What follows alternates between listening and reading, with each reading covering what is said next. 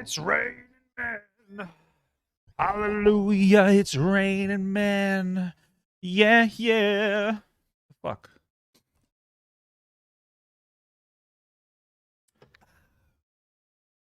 Ooh. Ooh, ooh, ooh. Ooh, ooh, ooh.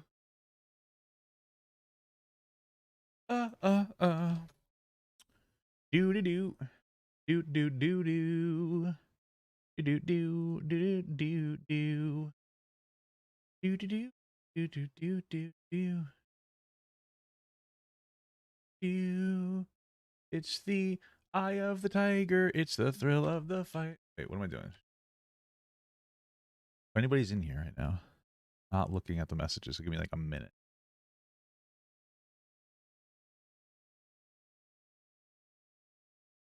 Very fluent Spanish. Very fluent. What's up, guys?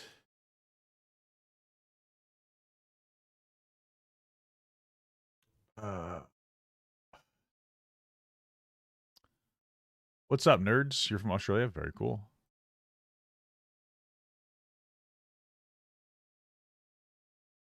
All right, guys. How are you? How are you guys? We have some pretty fun topics for today. Papa Glump. Very good. Have I ever been to Germany? No, I haven't. Should I go? Should I go take my wife to Germany? Then I gotta fly. Like, I gotta fly first class. There's no way my fat ass is gonna fucking. There's no way my fat ass is gonna sit on like an uncomfortable flight for like 12 hours, however long as it takes. You know? Ugh.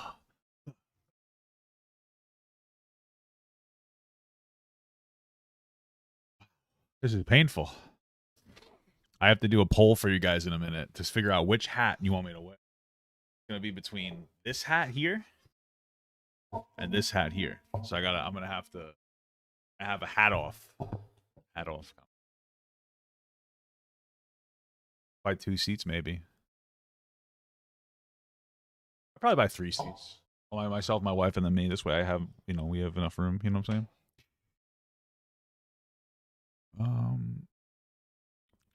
What up, guys? My day's not too bad. Based hat poll. I'm gonna do the poll in a couple minutes.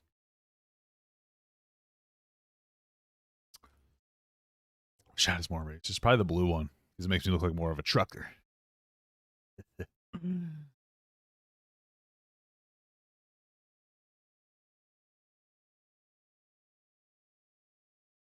Jesus Christ. This is hurting me bad.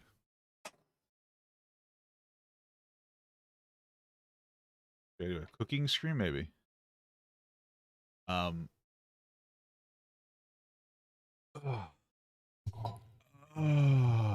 Thank you. Hope you have a good day too. Ooh. I'm thinking about doing.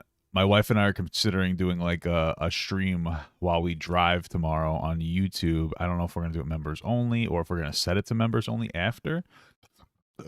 We haven't decided yet. But we're considering doing something.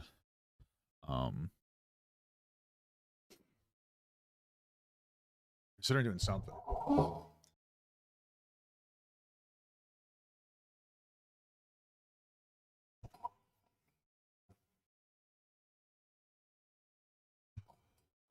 A little more titty there.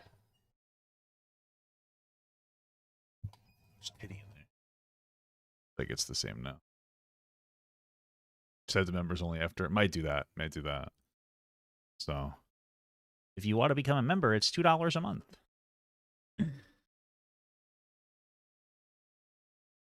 But yeah, we're thinking about going over Drew Afuelo, the Amouranth situation, stuff like that. Just in like a general sense. My wife has a lot to say about like the general situation and stuff. She has like stuff that she wants to talk about.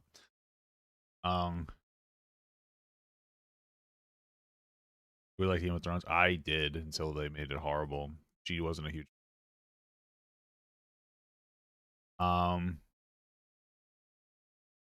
Destiny's. Oh, good for him. That'd be cool. I could watch that. Sounds pretty pogger. Sounds pretty pooger. Yeah. She stopped talking to me after Give on her. All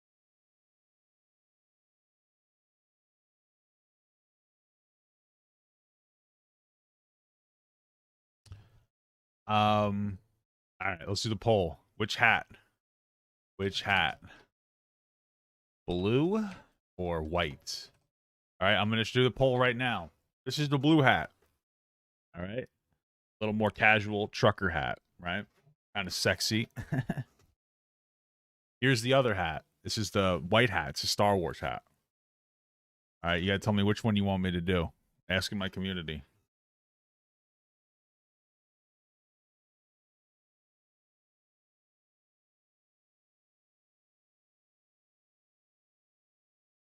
Ba, ba, ba. Is it wrong that you're a little sus over the Amouranth situation? No.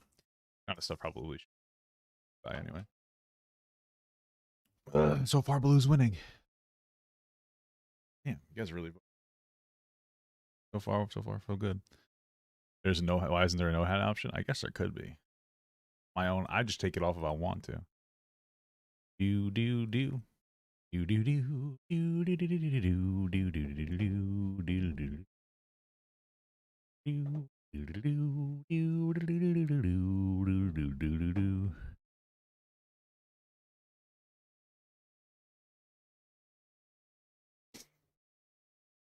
For a do-rag? I don't have any waves, bro. I don't have any waves. I ain't got no waves.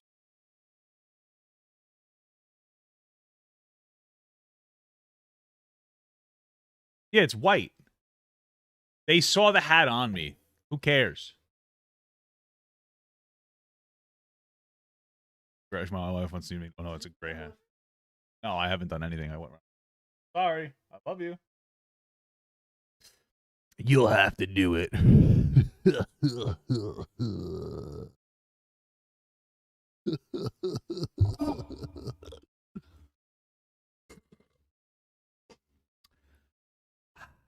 So somebody renewed. They didn't play these things. Brownie became a member. Thank you, Brownie. The alerts take a while to go through. Cindy Pearl became a member. Thank you for the membership.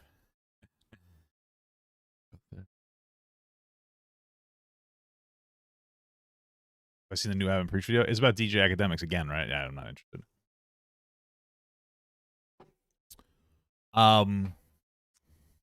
Why isn't it playing this other person's like alert that they sent? Somebody sent in a membership, Small Gut from Cookie Bro. Thank you so much for the membership. I have no idea why it's not playing, so I'm sorry. Hopefully it does eventually. I go try to like reset it. Be, like super delayed, but that ain't cool. Let's see if it plays that one. Master Mary super chatted $2.08. Can you wish my friend Canuter a happy birthday? Canuter? What is that? Like, what is it, like a D's nuts joke? Sure. H3 got banned for anti-Semitic comments? Oh no! Did he really? No way. Did he get a strike for it? No way. That's so silly.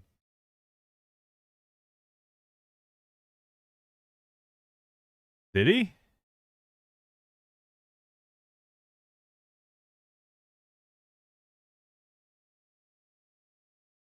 I don't think he got banned at all.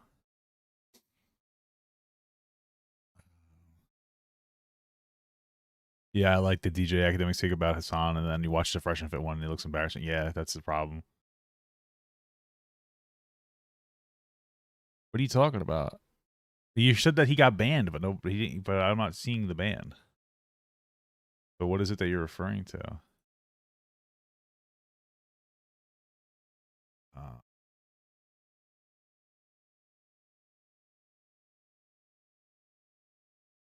Oh, did he actually?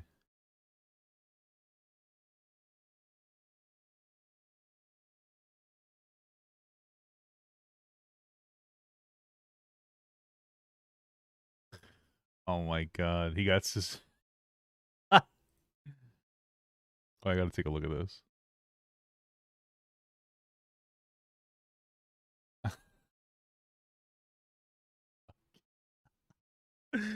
I gotta see it. I gotta see it. Oh my god. Ben Shapiro do a video about him?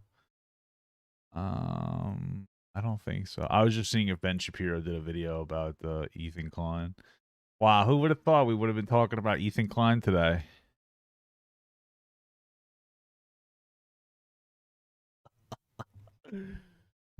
Oh man. What's happening?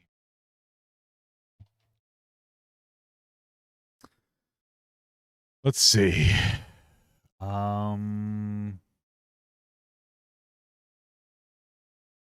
I can pop up some of this stuff. I'm gonna look. Say Left wing. Okay. Interesting. Ethan Klein got suspended. Did he actually get suspended?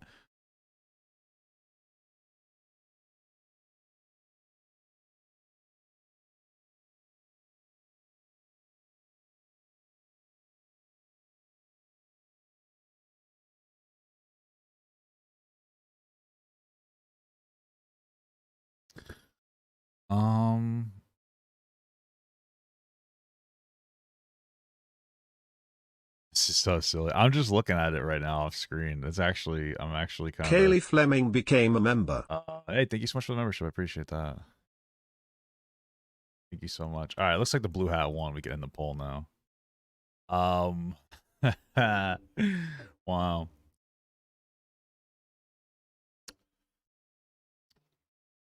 All right, I guess we'll have to stream title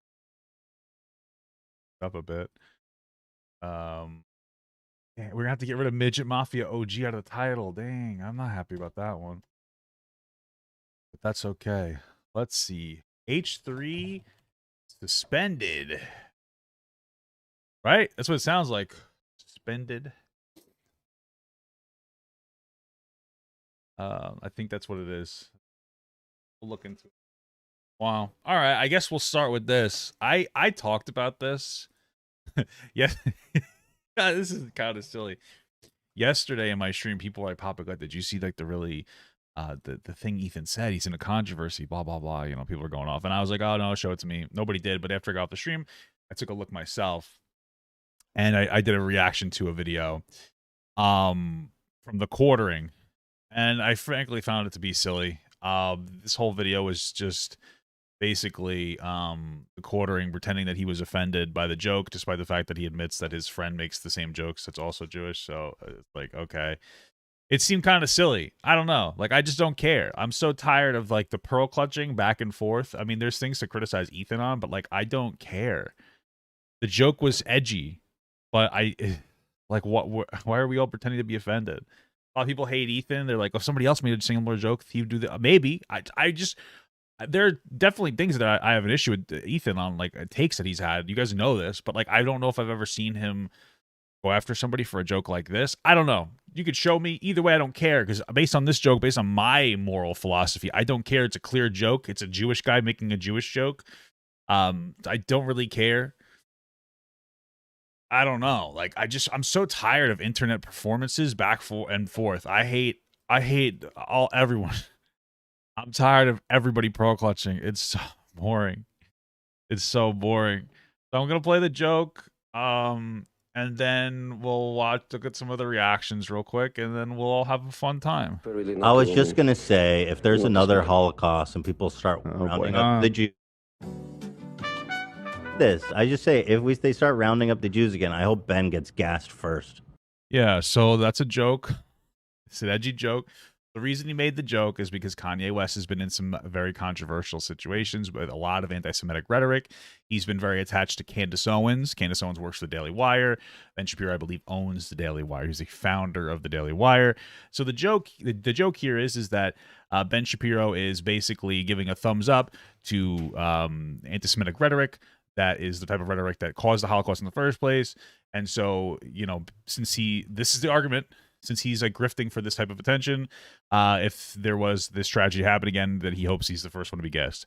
Ethan then follows it up by saying maybe he wishes he's the last one, which implies that he wants him to be tortured in the Holocaust. Very edgy joke.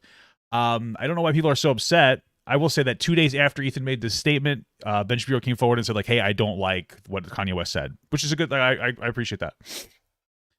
But, like, that's it. You can dislike the joke. I so care. I don't care. I mean, okay. Yeah. I mean, this is the thing. I said this in my video review. I was like, people want the edgy Ethan until he acts edgy. It's like, what do you want? Like, what do you want? Ethan to be edgy? Do you want Ethan to be a pearl-clutching pussy? Like, what do you want? You know? I don't know. It's kind of boring that we're doing this, but anyway, Ethan posted on here a few different things. He responded to this. He said, hey, Ben, it's a joke. Do conservatives know what those are? And sure, it's in poor taste, but not as poor taste as you platforming anti-Semites who spread dangerous conspiracies that lead to real violence against Jews. That's the meaning of my joke. Yes, but of course you don't care about the context. That is the meaning of the joke. Yes, I understand that. Then he silly picture of him with a dumb haircut. Ben Shapiro, intellectual titan, arguing with this guy.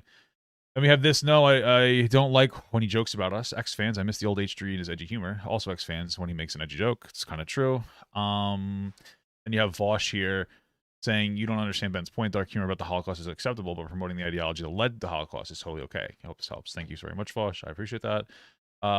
Then Ethan says, a few white supremacists successfully lobbied YouTube to suspend me. A Jewish dual citizen of Israel and the United States of America for anti-Semitism. Ben Shapiro and friends can virtue signal all they want, but ultimately you are the ones that are platforming dangerous anti-Semites. All I did was point it out. It looks like sorry, Ethan will be going to Rumbler or whatever soon. What is it called? Rumble? Humbus? What's that place called that Sneako's on now? Chungus? I don't remember the name of it. Right now I'm just talking while I clean my glasses because I can't see, and I want you to think that this is part of the bit. Right? I do that a lot. You guys don't really notice it. Then we got this soft pedaling. This is from a while ago. Ethan made a thoughts on Israel-Palestine from 2021. The Israel government's making me sick, even if Hamas is operating, blah, blah, blah, blah. I don't know. Whatever. Anyway, okay, let's read the whole thing. It doesn't justify the total destruction of that building. It's inhuman.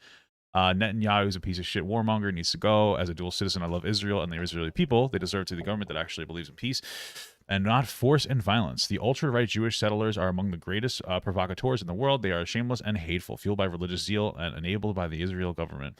I wish the settling and repression, reopposition or whatever, repossession of Palestine land would stop. I wish the bombing of Gaza would stop because Gazans, I guess, deserve to live a life free of fear. For all the hate, all the crimes Hamas has committed, we will always remember that they are not Palestine. The Israel government holds all of the power and is on them. Okay, stop the violence. Okay. So Ben, I guess, tweeted, soft-pedaling genocidal terror group Hamas in lying about the IDF while chortling over which Jews go first in the next Holocaust. So it's an interesting look. Okay. I guess, whatever. I mean, this is so petty. I mean, Jesus Christ.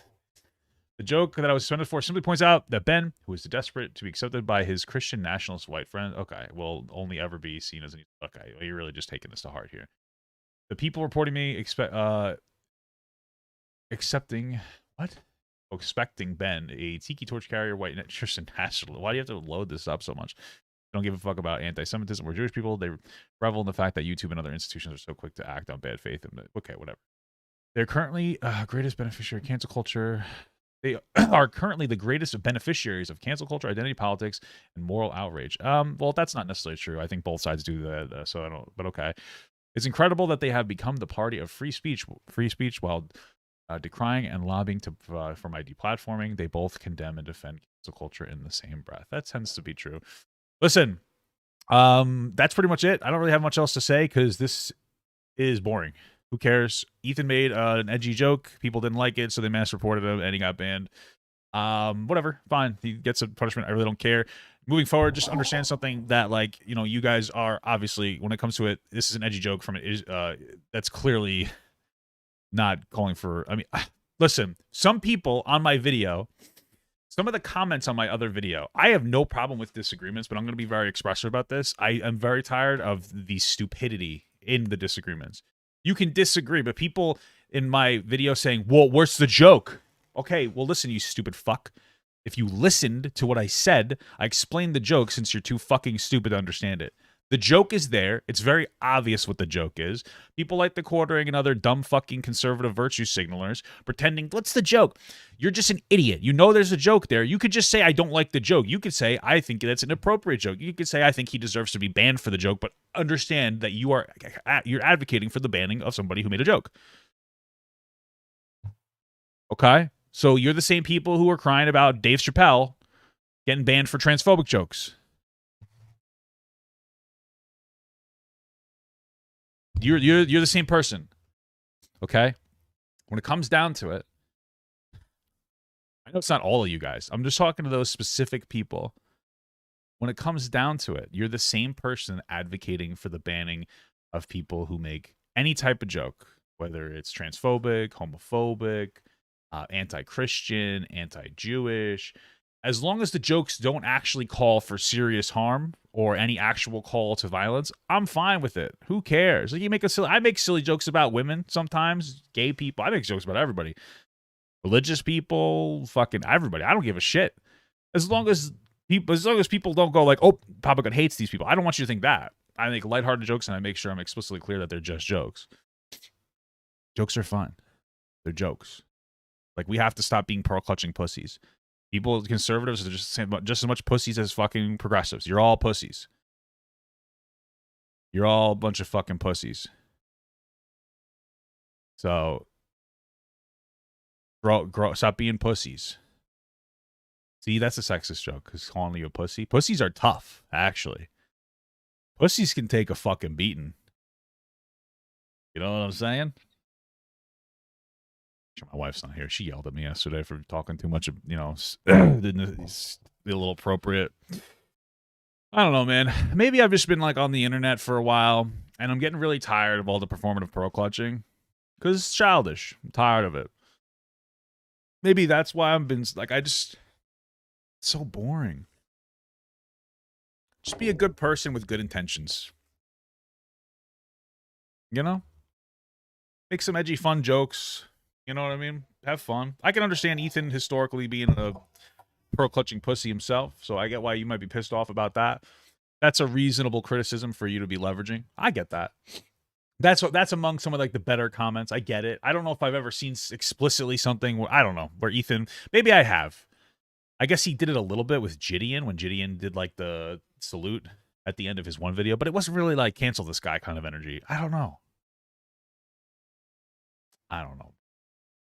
I'm just, maybe that's it. Dude, I'm tired of the internet. You know? I'm tired of the internet. Like, am I the only one who feels that way?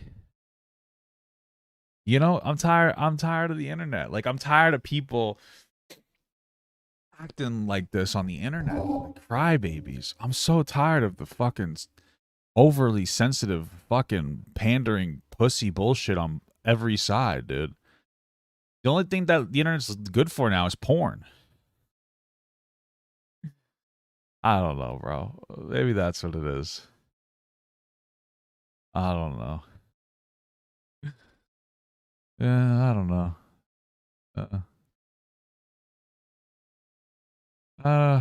Well,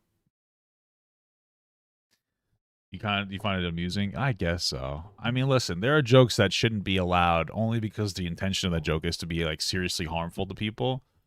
But I don't know, bro. It's an edgy joke. Yeah, porn isn't that good anymore, and true.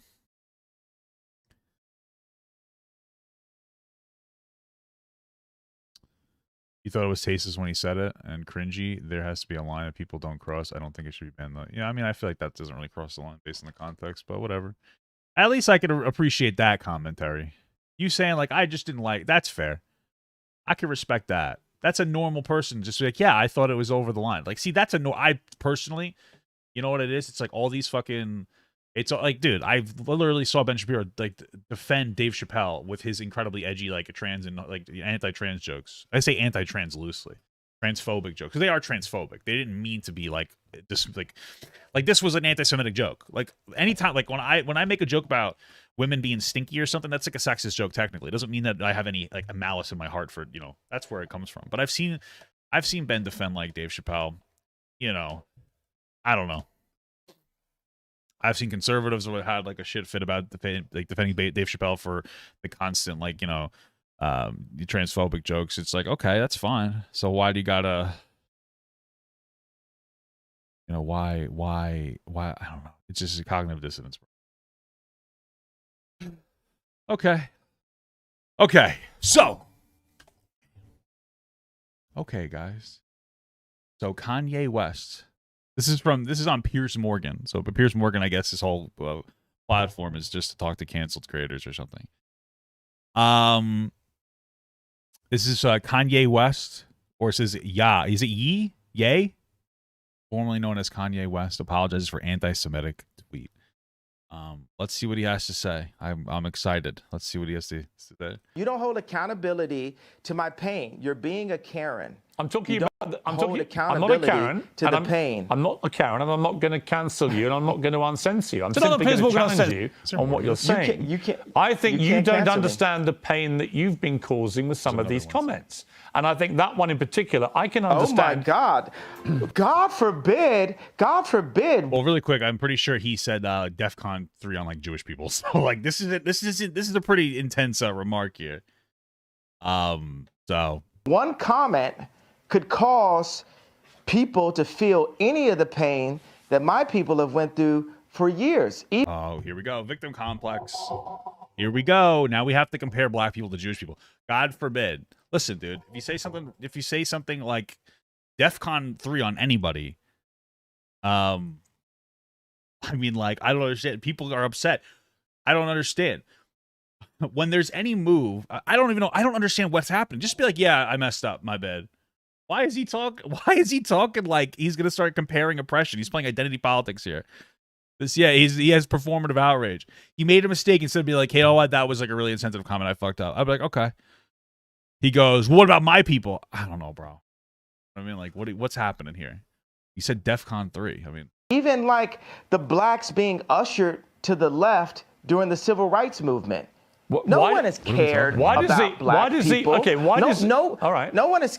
Let me say, I agree that the racism against black people has been utterly deplorable, shameful, unacceptable, and thank God the world is beginning to move to a better place about the way it has treated black people like you. However, one form of racism doesn't justify. It's almost in a better place. Well, one form of racism doesn't justify another. It's not a better place. I'm not cutting you off. I'm finishing my sentence so you can respond. One form of racism. It is racism. Well, first of all, it's like first of all, there is like a Jewish race of people. There's actually like DNA points like Ashkenazi Jew, I believe it's called. There's different doesn't really matter though. It's still like bigoted, anti-Semitic, like. But okay, who cares, Say I'm going deaf. So clarify the truth. It's bad regardless. I was in a position where I've been hurt, and this is the way I had the right to express myself. What? The point of this interview is for you to question me, and then for me to answer and say, okay, even though the same rules are not applied to my people, if a person with a gun or drugs is pulled over and has three other people in the car, they're all going to jail. I'm not going to apply that to Jewish people for the sake of this conversation. What? Isn't that what you wanted? But you know what you did? You tried to civil rights me. You tried to pull me back to a week ago. But we're here today. There's been plenty. Oh, I guess I have to watch the full video at some point. Of conversations and commentary since that. But you want me to go back to 1960. No. You want me to go back to 7 days ago. All right, let me jump in.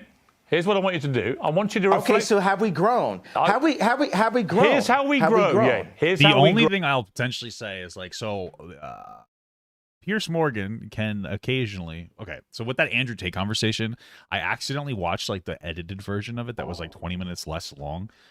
So it's possible Piers is showing us the most provocative aspects of Kanye West, and maybe he's making a better argument than we think in the full interview.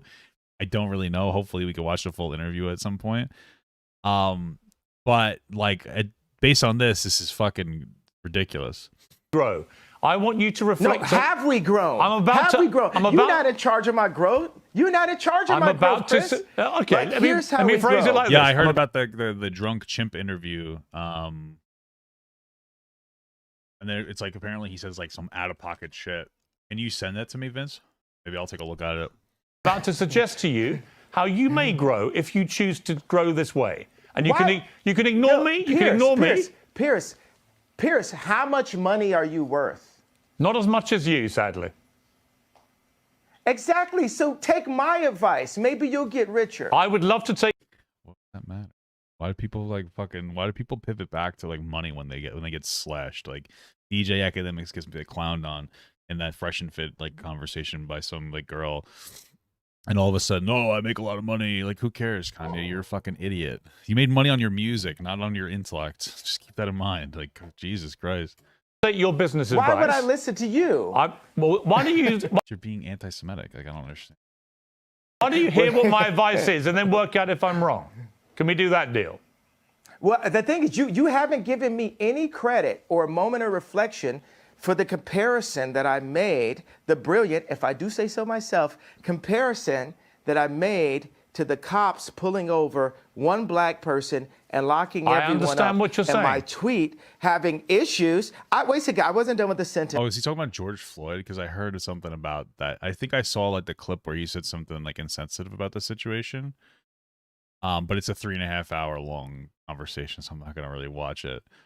But I did actually watch something about that. He said some like out of pocket shit about George Floyd, something along the lines of the fentanyl in the system instead of like the kneeling on the neck. There's like a lot of okay. Apparently they're considering suing him, but they're suing him.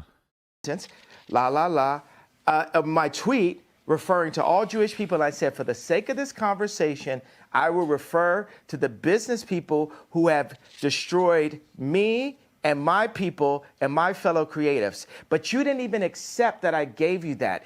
Well, he said something about DEFCON 3. What does that have to do? What the fuck is he talking about? You tried to push me back into 1960. No, I didn't. You tried to push me back into last week. No, I didn't. Okay, do you accept that example that I gave you? I understand completely the example you gave me. I think all racism is wrong. So I feel that we've grown. I would like you to reflect. I feel that we've grown. Do you feel we've grown? If you've now changed what you wanted to say originally, my question for you is, do you now regret saying DEFCON 3 on Jewish people? Are you sorry you said that? No. I think it matters. You should be. Absolutely not. You know, I will say I'm sorry for the people that I hurt with the I feel like I have to watch the full interview. This is like so all over the place. DEFCON, the confusion that I call. I feel like I cause hurt and confusion. And I'm sorry for the families of the people that had nothing to do with the trauma that I had been through, and that I use my platform. Did Jewish people like specifically hurt him? Like where you say hurt people, and I was hurt. It's an uncensored interview. You said something which you've now wished you hadn't said, and you've apologized. I actually think that says a lot about you. Right? That shows you've got that ability to be self-aware, to understand when you cross a line. I think someone like you, with all your energy and creativity and your passion, you're going to say stuff. Is Kanye trying to say that like Jewish people denied black people opportunities or something? Like I don't exactly know what the fuck this guy's talking about. The way that you talk constantly and in such an extraordinary manner, you're going to trip up. You're going to say things the wrong way. I don't think there's anything wrong in when you do that, doing what you just did and saying, I'm sorry, I crossed a line, I apologize. I want to say that it's wrong to hold an apology hostage. And I got to let go of that and free myself of the trauma and say, look, I'm just going to give it all up to God right now and say to those families that I hurt, I really want to give you guys a big hug. And I want to, I say, I'm sorry for hurting you with my comments. And I want to word it in not in like a political way, but in a presidential way, which means what I knew a president to be when I was growing up. Okay. Here's this other thing that Pierce has released. Welcome back to Piers Morgan Uncensored, live from New York City. The first installment of my explosive, world-exclusive interview. One of the most brilliant but controversial artists in the world, Ye, formerly known as Kanye West, has already hit over 1 million views on YouTube. He and I went head-to-head for 2 hours yesterday on everything from anti-Semitism to George Floyd to White Lives Matter, the T-shirt he wore, Kim Kardashian, of course, his ex-wife, and Donald Trump. Here's a taste of what's to come in our 2-hour special tomorrow. okay. I don't care. I'm gonna have to watch the 2-hour special tomorrow. This rundown was incredibly confusing. I don't know exactly what Kanye West is talking about. So. Yekadol super chatted $1.99. Thank you so much. Milk, exactly. Incredible stuff, though. Okay. Kind of all over the place here. Please watch it. Yeah, if they live stream it on the Piers Morgan show, I'll take a look at it. The Nation one. I'd rather wait for the Piers one.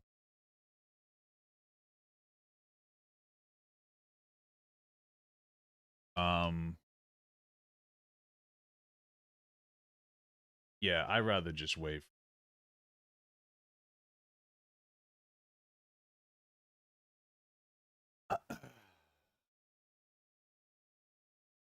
Yeah.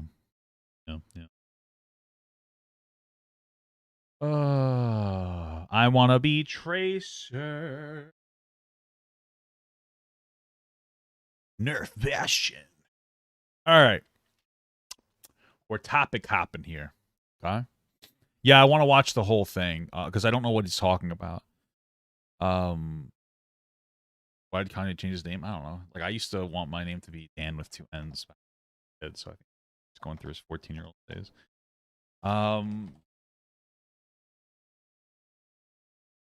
I don't understand what the fuck Kanye's talking about when Jewish people hurt black people.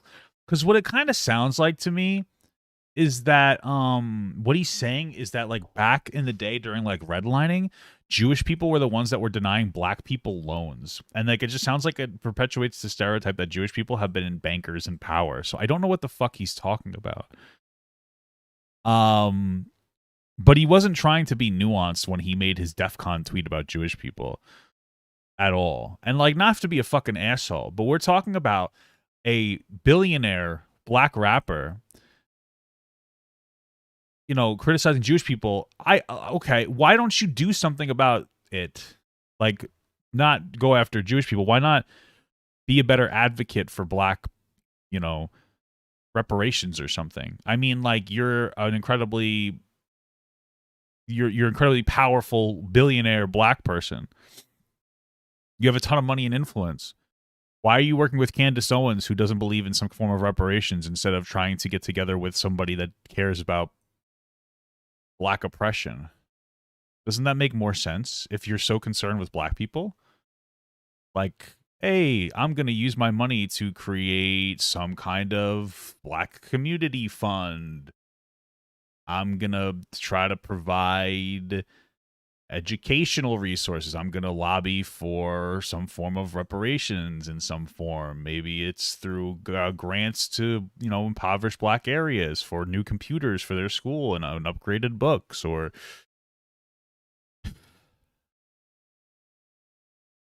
you know, like, wouldn't that make more sense? Like, why not do that instead of complain about Jewish people? He's too busy having people buy Gap clothes from dumpsters. What does that mean? Kanye West net worth $2 billion. Yeah, instead of going on to interviews and talking shit about Jewish people, why not advocate for like things that would reverse the damage done by systemic racism? Doesn't that make more fucking sense?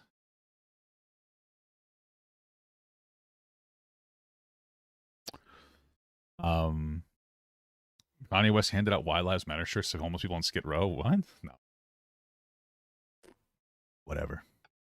Okay. Yeah, year 2022, nothing makes sense anymore. All right. Ready, guys? Billy Ray Cyrus, the popular musician, most known for being the father of Miley Cyrus, but suspiciously a little too close to Hannah Montana. I don't know what their relation was, but he was a little too friendly with her. He was a little bit too friendly with her. I'm just saying. Kind of suspicious, right, guys? Anyway, apparently he's marrying this girl who's 23 years old. It says Billy Ray Cyrus is engaged to a girl who is 1 year younger than Miley, who he allegedly met on the set of Hannah Montana. I literally want to puke and die. Hey, you know, go where your heart's telling you to go. Maybe you should go where your heart's telling. I don't do it. But, you know, if I can't get in the way of your dream. Anyway, also their Facetune use is so weird that what is even going on? So first of all, I'm gonna have to get a little gas out. Got a little burp coming. Oh, achy breaky heart. My achy breaky heart. I don't know the rest of the song. Anyway, here's the thing. First and foremost, I keep saying this. I think it is immature for a guy who's like 50 to date like a 23-year-old. I looked at her age before this. I believe that's her age. People are saying she's 30 though. I saw 23. How old is Miley Cyrus? She's 29. Oh, apparently this girl's 28. What's this person? Like I could have swore they said 23. Billy Ray Cyrus fiance's age. So wait, I don't know. 23, 27, 29, who cares? So anyway, this girl is a consenting... Wait, she's 30? Wait, hold on a second. Is this girl 30?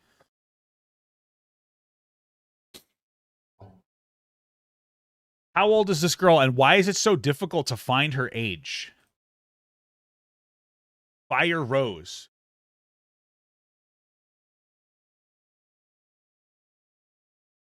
She's 28? She would be 28 if she's... Oh, so this is 1 year younger. I thought she was 23 when I looked it up. Who cares? So, okay, first and foremost, I do think it's immature if she was 23. It's a bit immature for him to date her at 23. For his sake. It's a midlife crisis. It's a little immature. What do you have in common with a 23-year-old? The fact that she's almost 30, I don't know if I care so much. I feel like there are different stages of development. I feel like a 28-year-old might have something, because it could be a little bit more mature. 28 might be a decently mature. Once you're pushing those late 20s, early 30s, like I feel like you're probably as mature as you're ever going to be. Now it's just about experiencing things in your life that'll make you understand things better and be more empathetic to older people. But at that point, you're fine. So first of all, she's not. It's not even like weird. It's not even immature. Even if it was, who cares? The age is fine. The age would have been fine if she was 23. Age is fine even more that she's 28. You guys are annoying.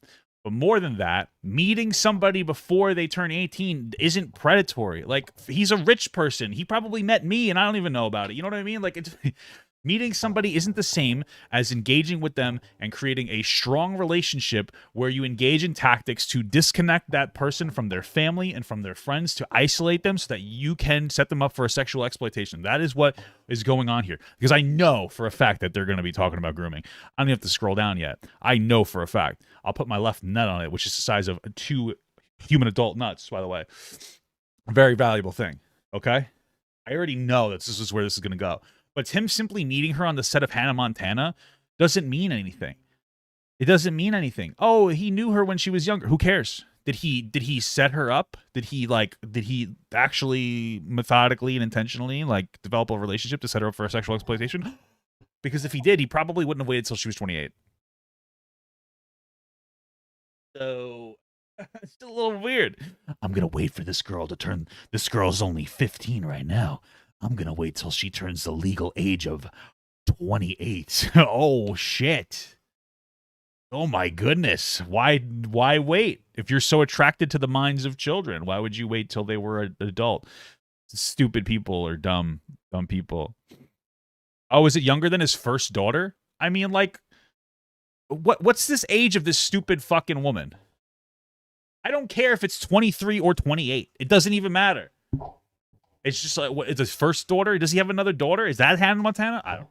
It doesn't matter. None of this matters because it's still not grooming. Why did Billy Ray have to be a groomer? Oh, what'd I say? What'd I say? This breaks my achy breaky heart. Wow, you're a fucking moron.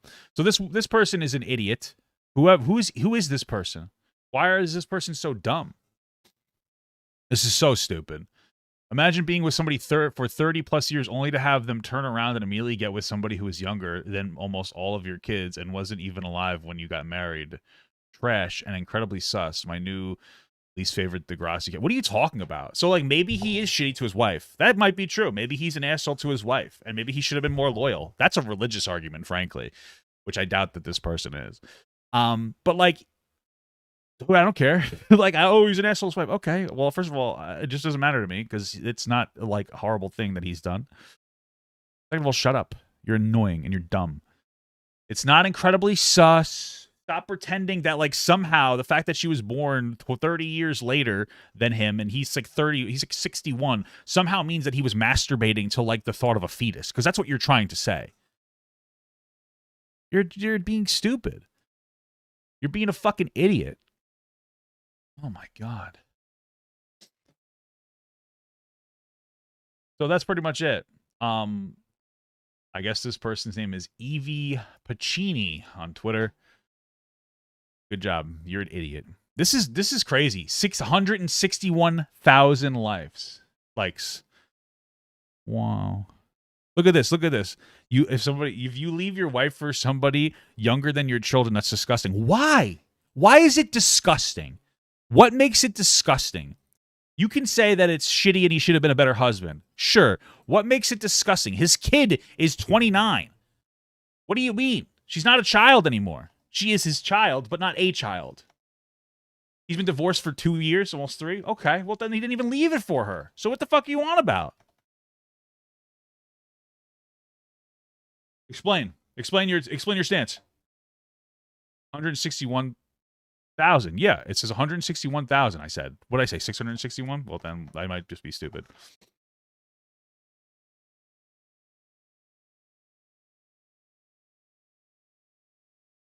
I'm just trying to understand why you think it's disgusting. Noah Cyrus. Maybe Noah Cyrus is how old?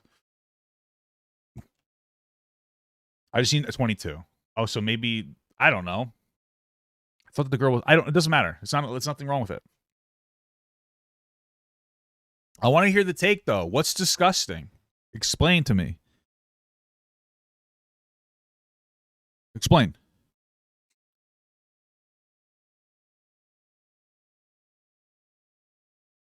Explain yourself.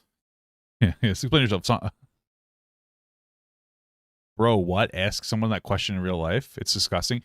Hey, listen, my brother in Christ, if I asked somebody in real life about what Billy Ray Cyrus did, none of them would agree with you. This is a terminally online take. I need you to understand this. This is a very online take. I would hear either I don't care, who cares, nobody cares, or he's a loser. Those are the 4 options that I would hear. Those are the 4 things I would hear if I asked anybody in real life. Nobody thinks it's disgusting. This person's like a consenting adult. So explain to me. You said it was disgusting. Now I need you to justify your stance on why it's disgusting. This is your time to shine. This is your time to have the ear of my audience as to why 2 consenting adults shouldn't, why it's disgusting for them to be together. I want you to explain that. Explain what is disgusting about this situation. This is your chance, brother. This is your chance. This is your time to shine. Wrong. You're dumb. I'm sorry. This is the problem with some of you assholes who comment, is that you want your time and I give it to you. I respectfully give it to you, and you have no argument. You don't have anything to say. Go ask someone in real life. Nobody cares. This is a fucking online take. It's not disgusting. Yeah, it's a little, you want to say I think it's a little bizarre. Okay, be my guest. Doesn't mean nothing to me. You know what else is weird? The fact that my fat is lopsided, okay? Weird things don't matter to me. Right? Like I have uneven fat deposits on my body. That's weird. That ain't illegal. Maybe that's disgusting. Okay? But who cares, bro? What are you doing, dude? Come on. You realize that you're having a negative impact on the world with the way that you're talking, brother? You're killing me. You're killing the social conversation. How do you think actual kids, like people who were groomed when they were children, feel about what you're saying right now? They think that you're embarrassing them. You're hurting them. Everything is grooming now, which means that every kid that was actually groomed that loses the attention that they rightfully deserve for their trauma. I'm just letting you know, dude.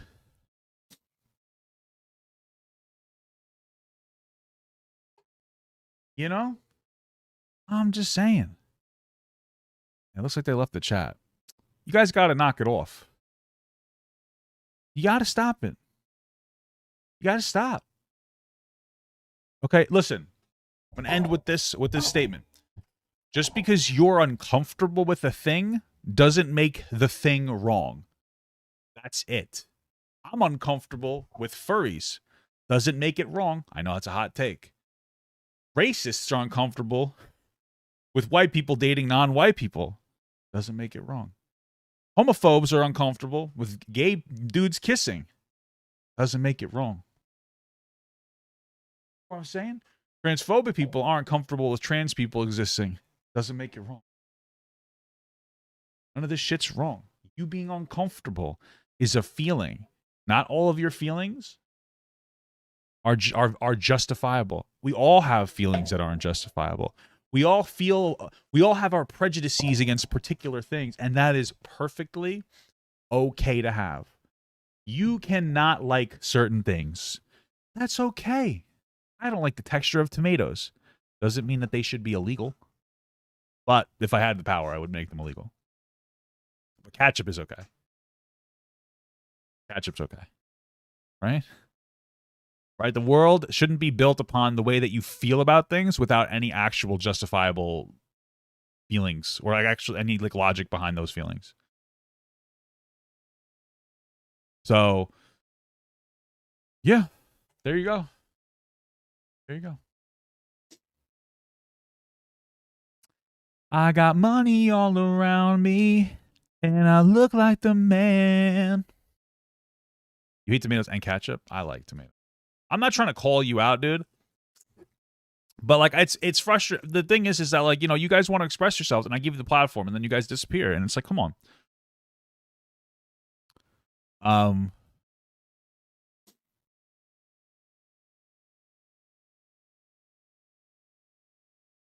Ketchup. Yeah. Is it ketchup? It's ketchup. It's ketchup.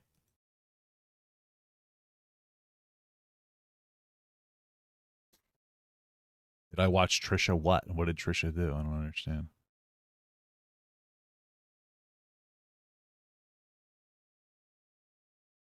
Ba, ba, ba. I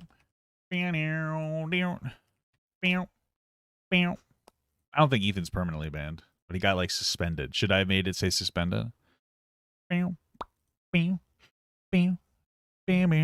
Somebody says, I like older men and I have daddy issues, so I can't say shit. I'm 27. I'm saying, is he, hey, he's, wait, is hey after 25 your prefrontal lobe is developed? You know, even before 25, as long as you're the age of consent, I don't care. A lot of, I feel, you know what? I feel like a lot of men and women have daddy issues nowadays. I think it's because we've had like a lot of failed fathers. Because my wife has daddy issues and so do I. It's funny that they manifest in different ways, though. They manifest in different ways. I'll tell you that much. It's crazy. It's crazy. So, all right, listen. Do I believe in the -7 divided by 2 age? I guess. I don't, bro, as long as it's legal. I think it's very immature for like an older guy that's like 40 to date like an 18 or 20-year-old, but it's legal. So what do you want me to do? Like, I'm not gonna like pearl clutch and cry. You know what I mean? Like that's the point where I'm at. Like, I don't like, yeah, we could have conversations about age of consent, but nobody wants to have them. They just want to say that everything's predatory without actually having a conversation. People like to glorify sexual assault in a way where everything's sexual assault rather than having a real conversation. I said it before and I'll say it again. We went from sexual assault survivors getting no recognition for what has happened to them and their trauma to actual survivors of sexual assault having their trauma erased because everything is rape now. That's how we've got. That's the direction we've gone. That's how we've gone as a society. We've never hit that sweet spot where assault survivors have just been properly given the resources and help for the trauma that they've gone through. So, like, that's where we're at. That's where we're at. It's fucking incredible.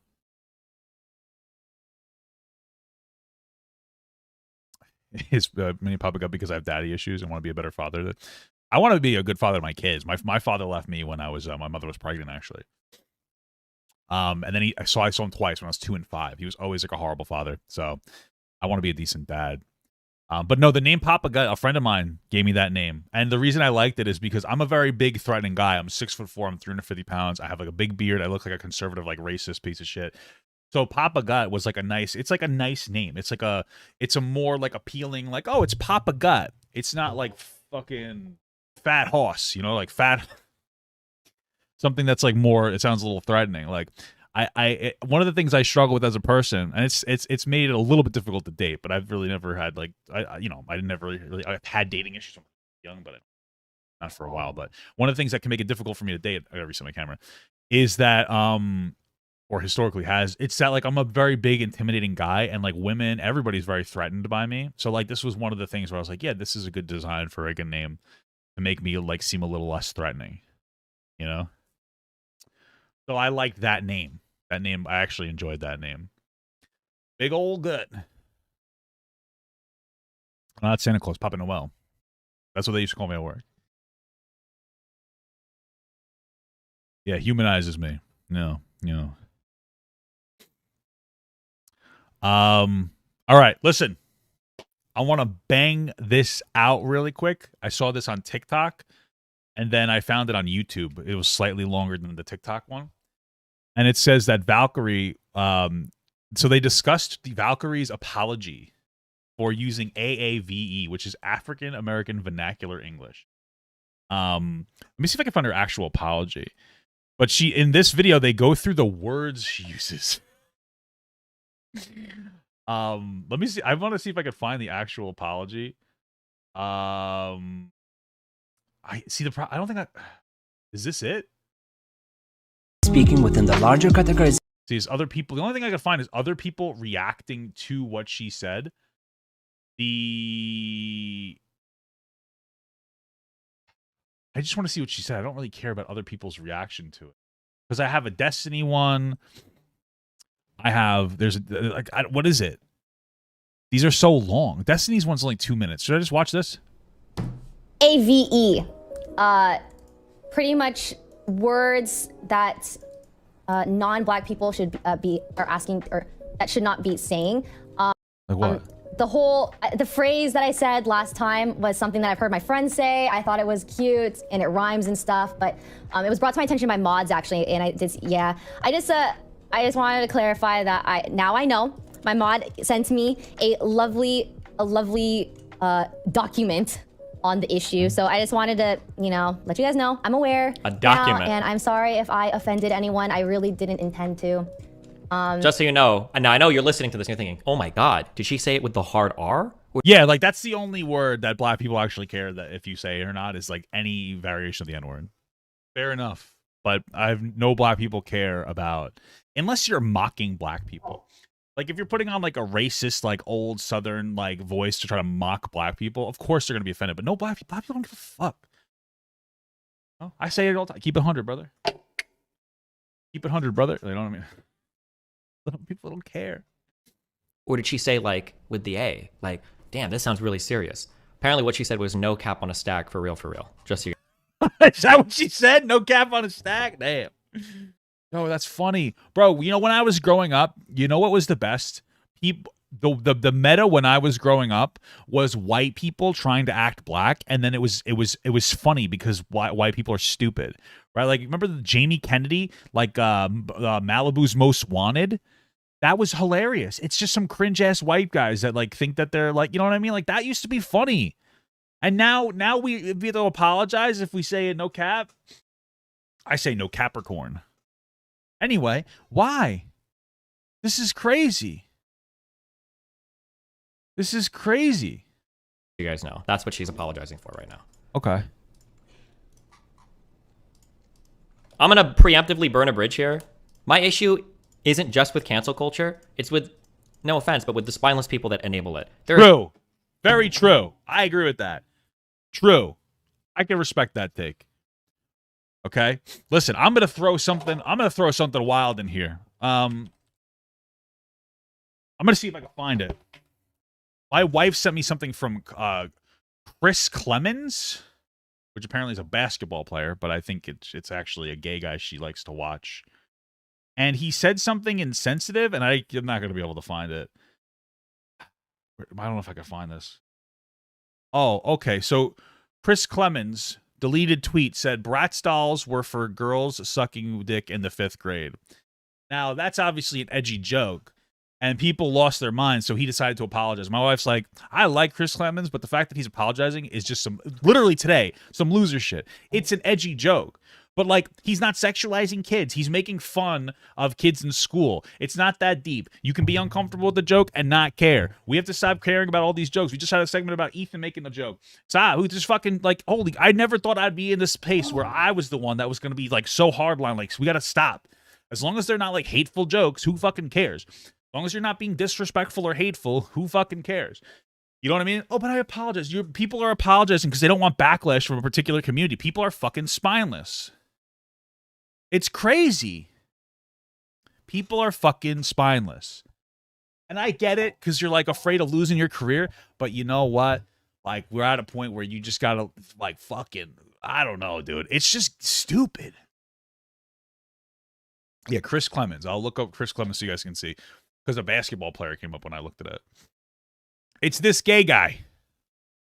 Right? You know what I mean? You didn't think the joke's funny? I thought it was funny. I thought it was stupid. That's all I have to say. So, it's crazy. Yeah, loud minority. Nobody cares. Got better things to do. You know what I'm saying? There's absolutely no reason why she should be doing some fucking public apology like this for this. It is cringe as fuck. True. Not only do the fucking losers, the community-driven people, like, get off from, like, enforcing this shit, now they also get, like, content creators to, like, self-reinforce their delusions, too. Yes, true. Very based. Which is really sad. She shouldn't be coming out of it. She's making the world a worse place for everybody by doing something this fucking stupid. True. Fair enough. Whatever. But now I know. I had no idea. Now I know. What phrase? I don't want to say it. Oh, you know what? The only way you can make up for doing the AAVE is you got to fuck a black guy now. That's how racism works. You got to, if you're not non-racist until you take a BBC, bro. That's how I'm not racist anymore, by the way. You can find the video on my PayPal for $2 a month. Just kidding. No, but seriously, who fucking cares? This is crazy. But yeah, I've heard. She can't even say it. She's like, no C on a C slur on a C slur, F slur, but not that F slur.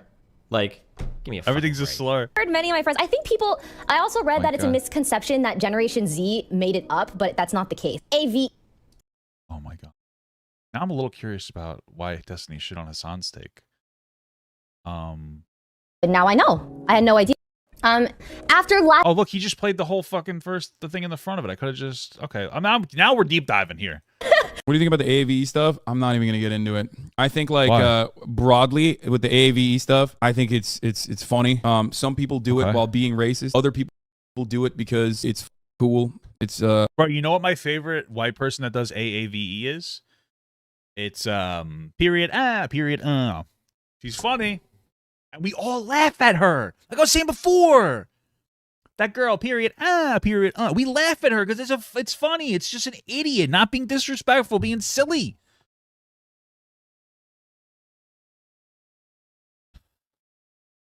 Every time I talk about AAVE, I get my ass eaten in the QRTs. Sometimes I make fun of white people doing AAVE, or not sometimes, I do that all the time as a matter of fact. Like Gigi Hadid, Emma Chamberlain conversation comes to mind whenever I make a joke about that. Like what I say, big slay sis. And I joke about that, and then people will literally...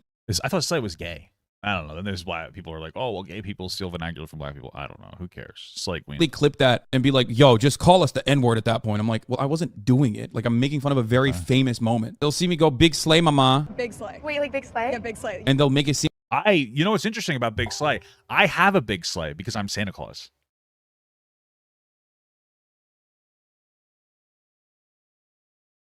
I liked that joke a lot.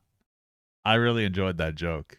That was very funny to me. It's a good dad. If my wife was here right now, she would have laughed so hard. She would have had her big, like, ugly laugh. I love my wife's big, ugly laugh. You know what I mean? Oh, I like that. You guys probably don't even think that's funny. It's killing me on the inside. It's one of those. It's killing me. It's funny to me. I make myself laugh. Oh. I don't care if you don't find it. Sometimes I crack myself up. Sometimes I crack myself up. So funny. I'm so funny. I love it. Seem like I'm saying it myself. I remember during IRL, TwitchCon, kind of called Lud out for it and told him to stop because it was cringe. I mean, it gets a little too cringe at times. It's just that there's a balance for it. I think it's about like when you can do it. Because I also don't want to criticize it too much because I do understand when you criticize it, for a black person, it comes across like a white person making fun of the way black people speak, which is not my intention at all. You know what I mean? It's just more complicated. I don't care. I'm bored of this. That's fine. I don't care. I don't know why Destiny cared. Anyway, let's look at some of the list of words that we have here. And then the moderators have rectified her and told her not to be using African-American vernacular English, such as... I bet that... Can XQC even pronounce these words? As, for real, no cap on a stack. He skipped all the hard ones. You could tell. I want to hear them all with an additional unnecessary syllable from XQC. But and she made a statement the next day apologizing for such Where's behavior. she from? Bo. Philippines, I think. Okay, first things first. Why are people telling her not to use words that aren't like violent or disrespect? These are regular words, bro. True. She could use, let's say, I'm finna chill as F. I'm finna shook right now. Oh, read you to filth? Is that a black thing? Okay, who cares? T? Maybe gay people have stolen these words from black people. Ion. Isn't that like a television channel? Ion Television. Go off. Okay. Yeah, who gives a shit? As long as it's not disrespectful, who cares? Snatched, as in snatch my wig. what is that? Bay, boo, sus. No, that's Among Us. Now black people are stealing from the popular hit video game Among Us. Sus, Among Us. Simp, that's black? What? Oh. If I knew these words were black, I never would have used them in the... I'm just kidding. No, who cares? Lit, woke, shook, woke. Interesting. Fam, ghetto. I've heard that one before. Go off. Extra. Oh, you see the Family Guy episode? Good episode. Every time the extra came on, he had to eat vagina. And he ate his mother-in-law's vagina. It was horrible. Funny though. The ending of that episode was funny. Period. Purr. Okay. Say whatever the fuck he wants on a stack. Now I know. I'm aware now, and I'm sorry if I offended anyone. I really didn't intend to. Yo, guess how I feel about that? He probably I know how you feel about it. He's probably pissed off that like she's even apologizing. I say L fucking mods, bro. Okay. L Valkyrae. Yeah, that's no one. shit. And two, the internet is becoming too soft, bro. Cause True. It just looks bad on black people. So like we pulling the card every single time. Like, bro, this is fine. Come on, bro. She can't say chill, bae. Who is stopping somebody from saying bae? I don't know. My bae. What? Oh, we watched that video. Yeah, man, the thing is stupid. That's all I have to say. And then this is dumb. This is so childish, bro. It's so stupid. Period. Period. All y'all racist. True. Bro, people are so fucking annoying. So stupid. So fucking dumb. So tired of this. Period. I can't believe I'm gonna have to. Crazy. You know, my wife left me to go to the supermarket or something. I don't even know where she went. Going on vacation tomorrow. I'm gonna go pee. That's all I gotta say. I'll be back.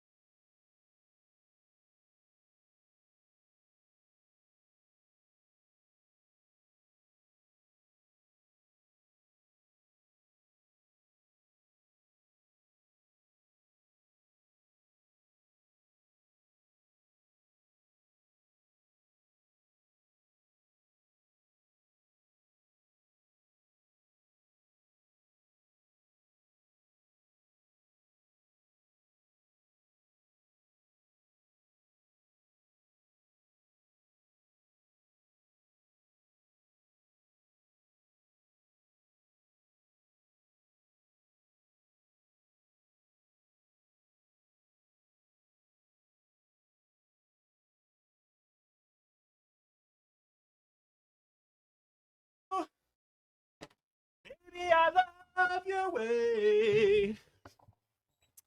I wanna be with you night and day. I'm in goblin mode again today.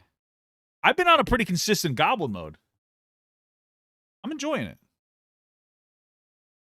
I'm enjoying goblin mode. I feel like I'm my genuine self, you know?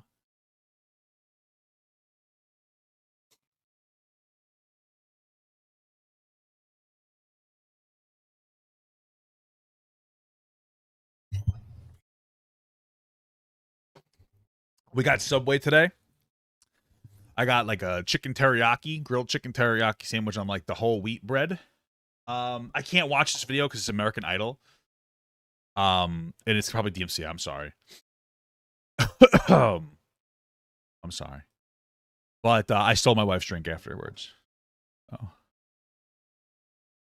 You know, I'm a fucking Pogger champion. Guys, listen. You may not know who this is, but somebody sent this to me. Somebody sent this to me. And it's like a silly meme from Crackback, which is a crazy meme channel. Sometimes the worst is I'll look at a meme from them sometimes, and I'm playing a game. So I'm playing like a competitive game, and then their videos keep rolling, and I'm just like, it's like, like that's the old, like I just keep hearing that over and over again. But it ties into it because I'm like, oh, let's talk about this. This is Midgetmafiaog. This is 2.0 because he was banned on his main channel. This guy is a legend. You'll know who he is probably from the popular TikTok sound, which you're about to hear. Favorite candy? Reese's Pieces or them Lifesaver gummies? Reese's Pieces.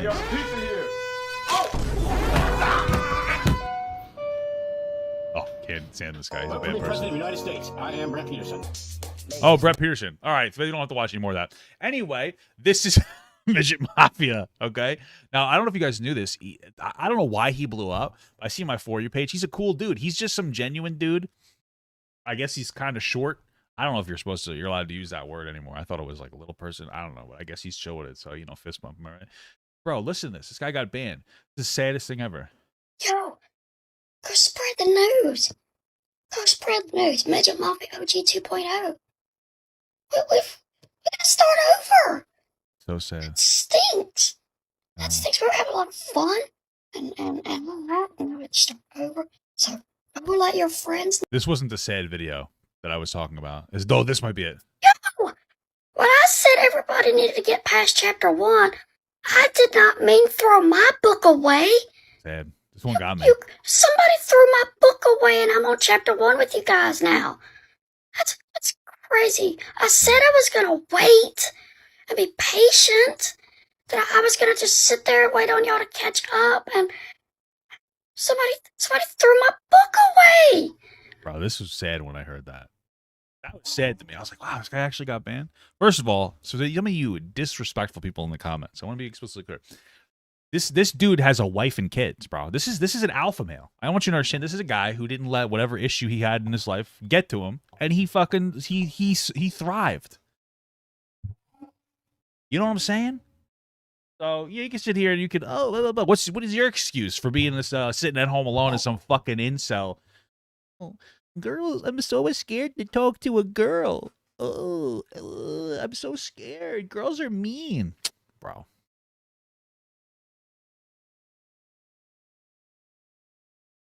Shut the fuck up. Okay. Thankfully, he was unbanned like today. He got unbanned today. Nobody's talking about it. I don't know. So, but here's the popular sound that people always refer to. Favorite candy?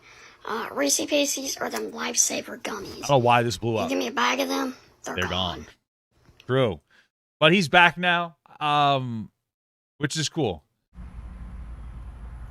What happens when you punt me out of nowhere? You feel froggy. Come on and jump. Let's go.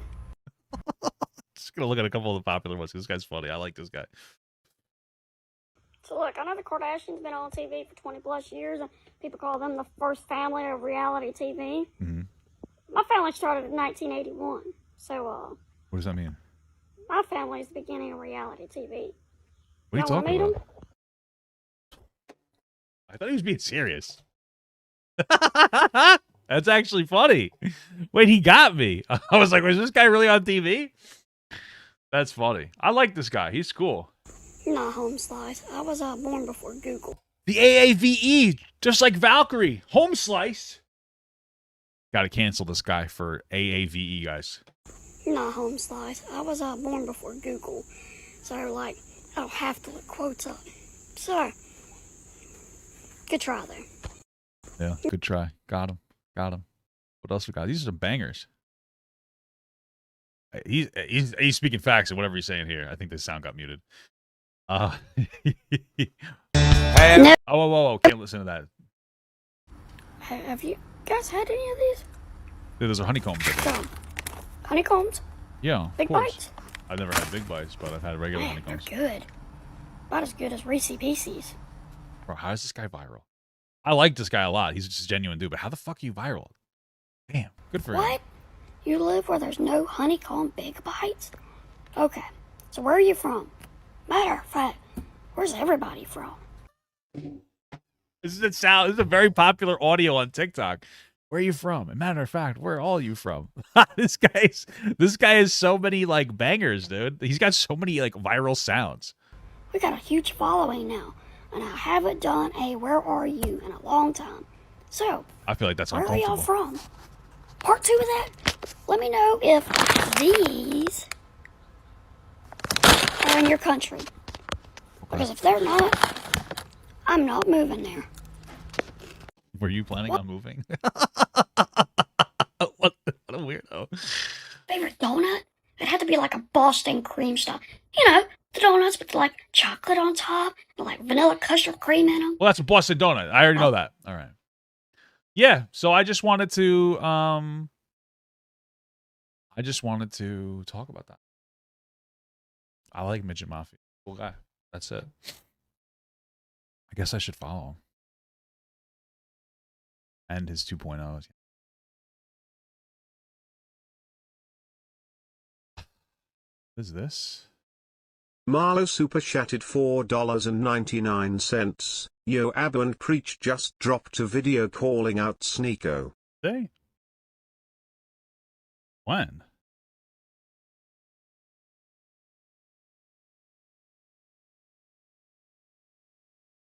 $2 minutes ago? Wow. Oh. Wow, dude. Hey, okay, I'm gonna watch it. I had no intention of watching it. I didn't even know 2 minutes ago this dropped. It's not even on like listed on their channel because of how it just dropped. Bro, I've been talking about this for a while now. It's one of the things that upsets me and frustrates me because I have a lot of respect for like Abba and Preach. And Abba specifically is like close to Sneako in like a little more of a way. I know Sneako looks up to Abba specifically. They've talked before. He tries to educate him, and he's gone that route of like, yo, this is why you're wrong, and it's not working for Sneako. And I'm like, bro, call this guy out. They didn't call him out at all in that video with DJ Academics, even though DJ Academics was being very disrespectful. And the second he said Sneako started being disrespectful too. I think it's embarrassing, and sometimes people just need some tough love, and like Abba's the one that needs to give it. So I've been pretty critical of that because it's frustrating. So clearly they actually watch my videos. They probably don't watch my videos. But so like this is a video criticizing Sneako. Good. And it's like like here's the thing, because I don't like Sneako. I probably never will. But here's my thing. From like when I talk about the perspective of like saying that like of being, oh my God, I can't even speak. When I talk from the perspective of like I'm disappointed that Abba hasn't really called him out on it, it's not from a perspective where I want him to like rain a banhammer down on this kid. It's like, yo, this is your guy, and he looks up to you, and like you're the one that could say some shit and like knock some sense into him. That's what it comes from. Some people just respond to that better. I'm one of the people who responds to that better. I've talked about that all the time, bro. You know what I mean? Sometimes I need a kick in the ass from somebody that I respect. You know? So, like, that's what it comes down to. Here we go. Well, I can't be the first to comment. Let's watch. So Abba, the Apple and Peach video. And yeah, it's called What Zero Accountability Looks Like, the truth about why Sneako was deplatformed. There we go. Good. All right. Did about you. Watch the Abba, the Apple and Peach video he did about you. Bro, these blue pill people only focus on the shit that, bro, you know what is newsworthy and what Abba and Preach should be about if they're a commentary channel who cares about free speech? They should have made a video talking about the fact that I got deplatformed off of most of these social media sites. But he didn't. It doesn't matter. I mean, bro, this guy got deplatformed Bro, you want to know what? You want to know the real reason why this guy got deplatformed? Why I feel like he got deplatformed? Okay, the COVID misinformation was a bad thing. I think a lot of people were really angry. A lot of people, and they might be sensitive, but when he fucking was making that very aggressive video about like simulating, you know, intercourse with that girl Chad, it wasn't like some kind of essay situation, but like that's harassment, bro. People were pissed about that. The false allegations he leveraged against Brandon Buckingham, people were pissed about that. So we want to blame it on like, oh, I'm talking free speech. Bro, you're being incredibly disrespectful. And like people are tired of us. They mass reported you. Also the anti-Semitism, of course. Right? That's part of it as well. A lot of anti-Semitism, stuff like that. So it's not this like it's like this victim complex. Oh, I'm just speaking facts. Bro, conservatives like Shapiro, Walsh, all these guys, they've been saying the same shit. They're not banned. Clearly it's not that. Clearly it's not that. Oh, COVID's not real, blah, blah, blah. Although Shapiro says that he believes it's real and people should get vaccinated, but he doesn't think that we should force people, which I tend to agree with. But yeah, Brandon Buckingham stuff. Yeah, chat with Nick Fuentes. Yeah. Oh, guys, they took my channel down because I'm the Senate watched my video, guys. They watched Nick Fuentes talking about how Jewish people are a threat, the anti-Semitic stuff that's the rhetoric that caused the Holocaust. They're not looking at you, brother. If they were, then that means Destiny, Gideon, and Abba are also on that list. But they are not. I think that the 4 of them were there. Did I make 5 people? Maybe Abba wasn't there at that point. But you get my point. Let's keep going. My man's out here right now lecturing me, talking about, oh, Abba, if you cared, you would have talked about my deplatforming. Deplatforming is a big problem. Bro, you out here sucking off Fresh and Fit. 2 guys who try to DMCA strike and get a bunch of channels deplatformed. Damn. Wow. Damn. That was a lot. I didn't think of that. Shit. Same thing with DJ Academics, bro. He does the same thing because I had like an issue where I had like a video talking about that. They take shit down. Damn. Right? You haven't sat in on a podcast with them and had a long-form discussion. All of a sudden, now that you're suffering, deplatforming is a big problem. If you felt so strongly, you probably would have said something, but you don't, because now you need to suck off their teats just to be able to make some dimes. Damn. A little more aggressive than I thought it would be. Okay. Jesus. Congratulations. You played yourself. Everybody warned you left and right that you probably shouldn't be doing this. Nigga, you can't swim. And then you decide... Don't say that word. Oh, dude, I can't do it. I was talking about this yesterday, bro. It's going to be in my head. Deep end with the sharks, found out shit's a little steep. And all of a sudden, you want everybody to jump in there. Save your ass. You were warned, brother. I don't think it's a good thing. I don't like seeing you being devoured. But what more can a man do? Like J. Cole says, don't save her. She don't want to be saved. That's you. That's one of the things, too, is that when Sneako, he came after KSI because KSI said the same thing, but nicer. He's like, yeah, man, we warned Sneako. He got banned. I don't know what to tell you. And Sneako's like, see, he's celebrating my deplatform. Bro, he wasn't celebrating shit. He wasn't celebrating shit, bro. But the fact that Sneako's constantly talking about, apparently it probably happens behind the scenes, too, about how Gideon, how Abba should put his neck on the line and his platform on the line to defend, to defend him. That's annoying. That's all I'm gonna say. That's annoying, right? Like that's like somebody in the real, bro. I don't even know how to explain it. It's one of those situations where like somebody asks you to do a favor for them, and then when you don't do it for them, they just like keep harassing you about it as if they're entitled to that favor. I can't really come up with a specific instance because like you know what kind of shit I'm talking about. You know, somebody maybe like, yo, can I borrow like $50? Like, bro, I don't have the money, and they're like, oh, yo, if you're a real friend, you know, you'd be like. You know what I'm saying? Like that's some childish ass shit.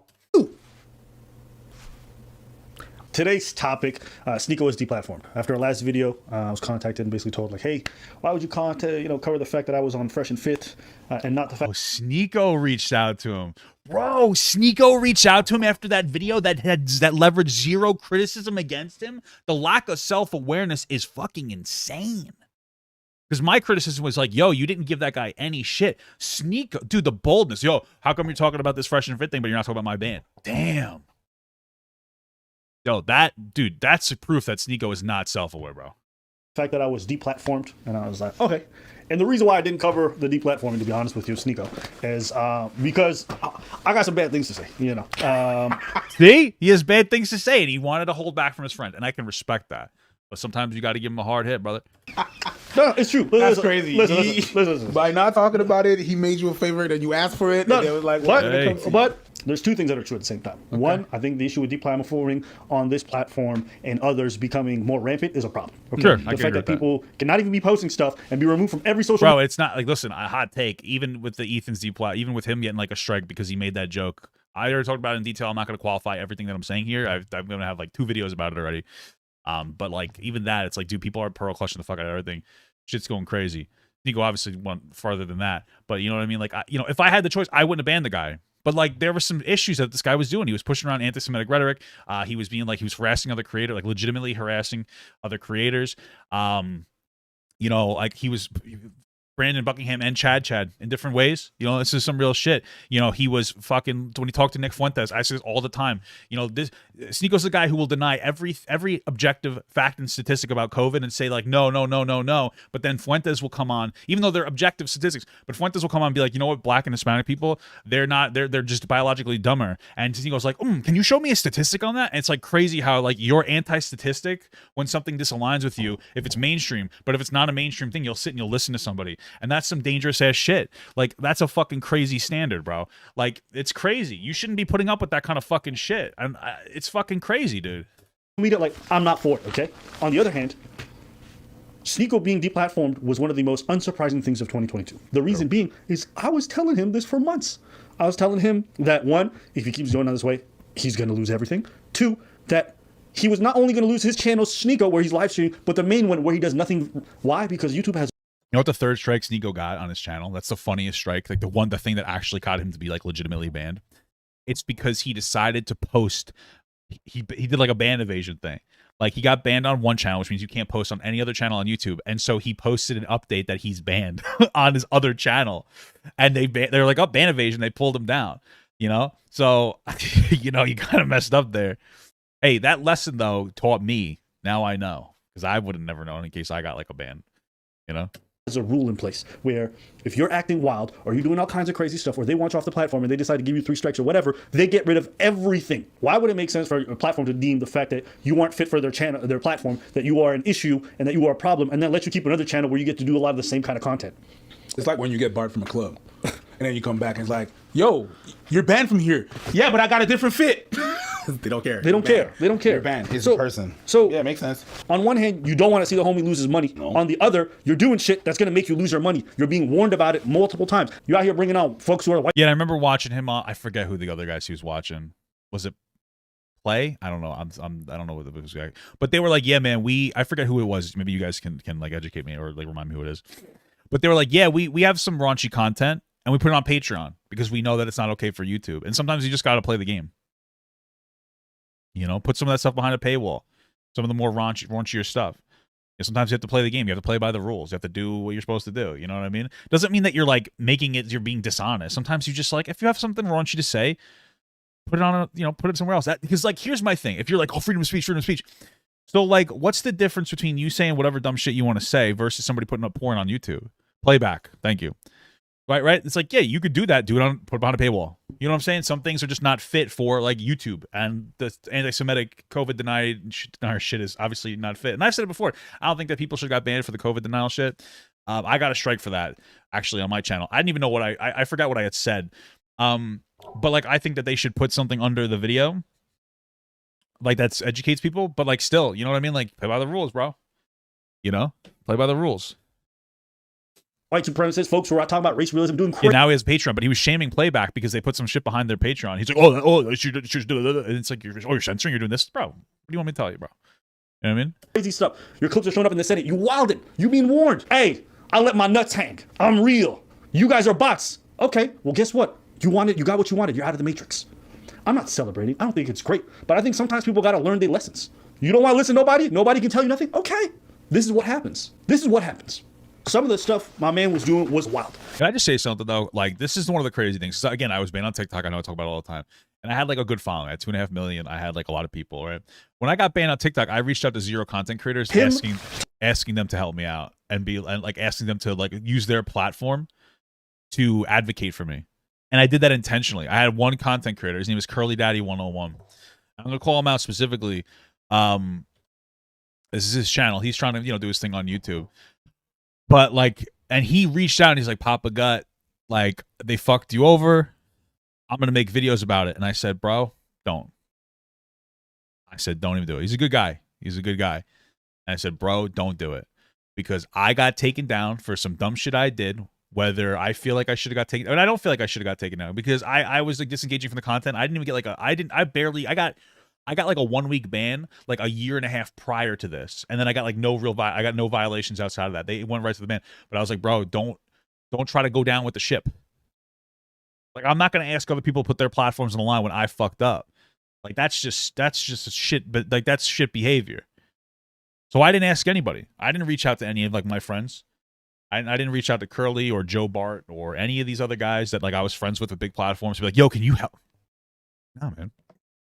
You know, you got to fucking, as a man, as a person, as a responsible adult, you know, you make your own mistakes and you live and die on them. You don't beg other people to go down with the shit, bro.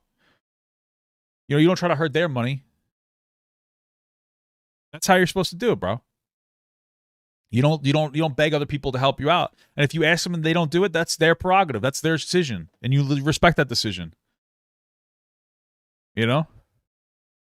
Talking about another female creator and then simulating himself banging her, okay, on a platform for a good 30 to a minute, okay, it's wild. Then I flew to Bucharest, Romania to meet with Andrew Tate and be on his podcast, and they hit me with the cyberbullying strike for a viral video that was uploaded 2 months ago. If it's not obvious, anything can be labeled as cyberbullying and anything can be labeled as harassment. It's just, he glossed over the cyberbullying stuff, but I'm like, I'm pretty sure, I'm going to show you guys what I'm talking about. You know what's so funny about the internet? Yeah, it was sexual. Dude, I even said this in my video. Because Nick is not green made a video about this, and he was like, this is sexual assault. And I was like, no, it's not. But it is harassment. And if they pulled it down, I'd be fine with this pull down. And they decided to.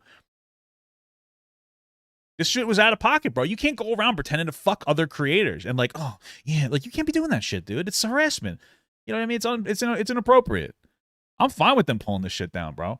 Bro, where I used to work, bro, these fucking, listen, where I used to work, there's these women that get fucking sexually harassed every day. Like, there's this guy who used to, like, follow them to their car, be like, I'm not interested. He still follow them to their cars. I work with the guy. He's fucking scumbag. You know what I mean? Like, making women uncomfortable, bro. So they decided to take action against it. And they took them a while to do it, but they did it. You know? What do you want me to tell you, bro?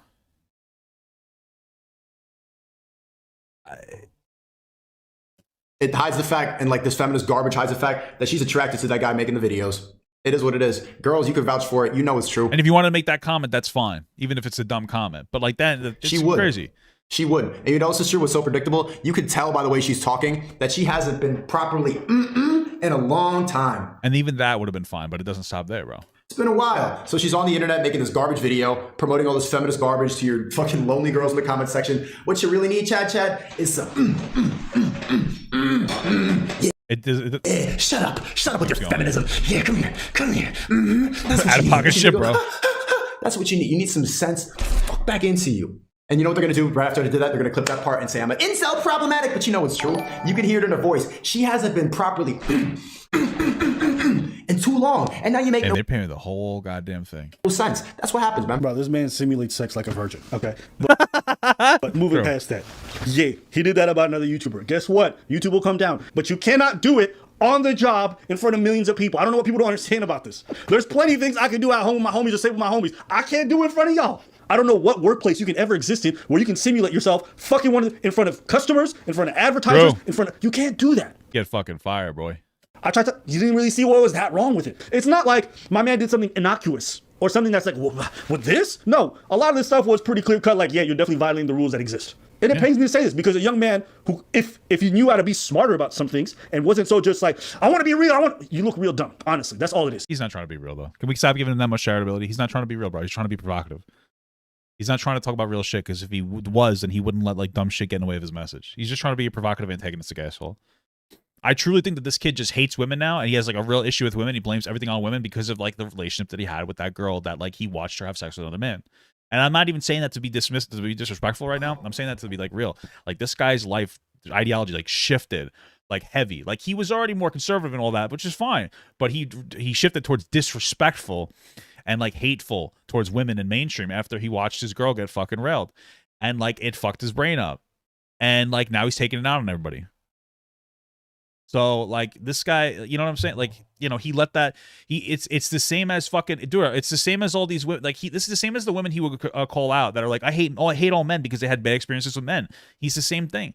That like you can't be like, oh, because some women hate men because of bad experiences with men. Okay, and you know people call that men. Then sometimes they go way too far to the feminist side. As Sneako would call that girl out, but like he's doing the same goddamn thing. He's just going too far to like the meninist side. I don't know what you'd say. Same fucking shit, bro. Same shit. You know, it's completely emotionally driven, bro. It's embarrassing. It's embarrassing. If you were just a bit, you could have had longevity. You could have reached so many more people, had so much more influence. Actually, that is what Andrew Tate said after he got banned. After he got banned, he said, I should have been smarter about my messaging. I should have been smarter about this and that. Why? Because he recognized that the way he was acting was too wild to be viewed by this many people. Extra viewership brings extra money, brings extra scrutiny. Or as Biggie Smalls would say, more money, more problems. It's a conflicting thing. It's not good. I'm not happy. This is not a great thing. But if you're being honest, this is unsurprising. And secondly, you could even make the case that it's pretty well deserved. The moment he did that shit to that girl, I was already like, YouTube's on your ass. She's talking to her YouTube manager. Other people are talking to their YouTube reps. They've been tweeting at YouTube. It's like, bro, when you cross that line, of course. What YouTuber do you think is going to get away with themselves simulating fucking another YouTuber? Now, if you're with the boys at home, that's one thing. Bro, this is your job. Bro. Guess what? YouTube, as cool as it is and how everybody seems family, it's a job. You got managers, you got lawyers, you got agents, you got middlemen, you got negotiators. You got guidelines. You got guidelines. You got contracts. In a workplace, you can't dress a certain way. You got guidelines. And it's funny because it made me think of Bravo, if you're at work and you call someone gay, that could, like, if they get upset by that, that's sexual harassment. I just want you to understand. Like, that, like, the bar is pretty, like, you know, they're aggressive about that shit. I would justifiably so, bro. The story when I was working customer service on the phone, and there was this girl always complaining about the company, and the company didn't do nothing about that. And one day, the cops come and took the girl. I mean, the girl left the call center in handcuffs. Yeah. And I liked the girl. The girl was great. Cool dude. Yeah. We had fun. I'm like, what did the girl do? And they told me, well, she was selling credit cards from the client to someone else. And I was like, watch the Apple and Peach video he did about you. Bro, these blue pill people only focus on the shit that, bro, you know what is newsworthy and what AAVE and Priest should be about if they're a commentary channel who cares about free speech? They should have made a video talking about the fact that I got deplatformed off of most of these social media sites. Bro, this kid's on his victim mentality, bro. He thinks it's everybody else's responsibility to talk about him getting fucking deplatformed. But he didn't. It doesn't matter. My man's out here right now lecturing me, talking about, oh, Abba, if you care. I took this fucking personal, I'll say that. You would have talked about my deplatforming. Deplatforming is a big problem. Bro, you out here sucking off Fresh and Fit, two guys who try to DMCA strike and get a bunch of channels deplatformed, right? You haven't sat in on a podcast with them and had a long-form discussion. All of a sudden, now that you're suffering, deplatforming is a big problem. If you felt so strongly, you probably would have said something, but you don't, because now you need to suck off their teats just to be able to make some dimes. Congratulations, you played yourself. Everybody warned you left and right that you probably shouldn't be doing this. Nigga, you can't swim. And then you decide to go in the deep end with the sharks, found out shit's a little steep. And all of a sudden you want everybody to jump in there, save your ass. You were warned, brother. I don't think it's a good thing. I don't like seeing you being devoured. But what more can a man do? Like J. Cole says, don't save her. She don't want to be saved. That's you. I got the logs. I got the text messages. I got all the DMs. I got the voice notes. You were warned dozens of times. Now you want to act brand new. Whoa. Bro, my wife's in the chat asking me to go do fucking the dryer on again. And everybody's making fun of me for doing chores. All right. Thank you, baby. I appreciate that. Thank you so much. Wow. This happened to me. Okay. Well, listen. Take your Matrix. Take your red pill. Go off to Bucharest. Suck off the Tates. And just maybe you might make a few crypto dollars. Because me personally, I don't give a fuck. Isn't it funny, though? Because, like, this is one of the things I criticize, like, just pearly things for this kind of shit. Like, he's stuck so far into, like, this red pill ideology that that's his only moneymaker now. His only choice now, if he wants to, like, make money genuine, or if he wants to make money like he used to, is to suck them off. Like, he can't, like, he's stuck there. So I feel bad for him in that sense. But, like, now he has no other option to change his ideology. Because he's not going to be able to make money on, like, Rumble or whatever bullshit service without being, like, an antagonistic fucking insane person. There's no out for him. And he did it to himself, bro. He's going to keep going. And, like, now we can't even distinguish whether it's real or if it's just a fucking grift. Because that's all he's got left. That's the only audience that he's got left. Are fucking crazy people, to be honest with you. Be accountable for the actions that you took. Because literally nobody, not one person on this planet is surprised by your downfall or you being deplatformed other than yourself. And if you had any kind of integrity, you would go talk to the people beside you who are in the business of engaging in the very actions that make you suffer today. But you won't do that. You won't do that. Huh? trying to get me to talk about Palestine. Meanwhile, you kicking it with war criminals. Man, get the fuck up out of here. Get the fuck up out of here. Watch the apple and peach video he did about you. Bro, these blue pill people only focus on... I like that too, the blue pill. When he calls somebody blue pill, he's just calling them stupid. He's saying that they're just sheeps, they're bots, they're dumb. That's what he's trying to say, which is another just disrespectful. You like how it's like he'll beg people to talk, like he's begging Abin and Preach to talk about his shit going on, and then when they say no, when they don't do it, he's calling them fucking idiots. That's what that is. That's what blue pill means. Oh, you're just a bot, you're a sheep, you're an idiot, you're a fucking moron. That's what he's saying, bro. He's just being disrespectful and he doesn't get what he wants. That's childish. That's a childish behavior. The shit that, bro, you know what is newsworthy and what AAVE and Priest should be about if they're a commentary channel who cares about free speech? They should have made a video talking about the fact that I got deplatformed off of most of these social media sites. But he didn't. It doesn't matter. He'll get on calls with me like, oh, I care about you. I want you to do well. I don't want your platform to be taken away. I just want to see you make money. Okay? First off, you're already taking an L because you're eating a drumstick with a fork. Fucking backwards ass weirdo. Now, if you really care about what I'm talking about, you should have made a video talking about how I got deplatformed. I can't listen to If I really care about you making money, I should know. I care about you keeping your career and going well, so I gave you advice to not get deplatformed. I find it so funny that you get on your final video and you're like, oh man, they deleted my second channel. Like, you're acting surprised. I told you this was going to happen. I told you. A lot of people, I think, told me it was going to happen. You're going to lose everything. Jadion told you. Desi, all these people were telling you what was going to happen. That's how you show somebody they care. Not after they fucked up, but before. When you warn them, bro, you're going too fast. That's how you show somebody you care. Super Thunder M super chatted $5. Hey Papa, what's up, brother? Today is my birthday Hey, and I happy was birthday, wondering brother. if you could wish me happy birthday. Love your streams. Happy birthday, brother. Happy birthday. Wow. Nothing. I could have just farmed you for views. I could have done a bunch of stuff if I really wanted to. I was if anything, he held back, so. Warning you in private numerous times. Oh, I don't care. Okay, stupid. Well, listen, you're playing a stupid game. You won a dumb prize. Congratulations. You can carry on eating fucking drumsticks with your fork, looking dumb on live. I don't care. Go do whatever you want to do. But don't sit here talk about, blah, blah, blah. That's you, stupid. That's you. Damn, he's and really again, going after these are two videos now. What have you not heard? Accountability. Okay. All the bad things are happening to you because the outside world's a problem. All right, young man. Okay. Well, you carry on living like that. I called him young man. Damn. Great. While you telling these women accountability, I haven't seen you take it a single time. Not once. Not once, but good job. Actually, no, he did do it once.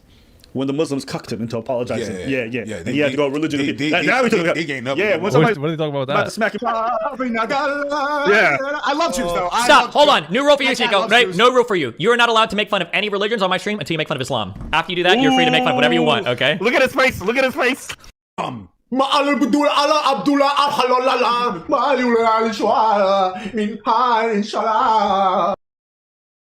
What is this? This is like childish. Okay. 2 hours later. Because I talk a lot about wanting to convert to Islam. I've always talked about how the religion that I identify with the most is Islam.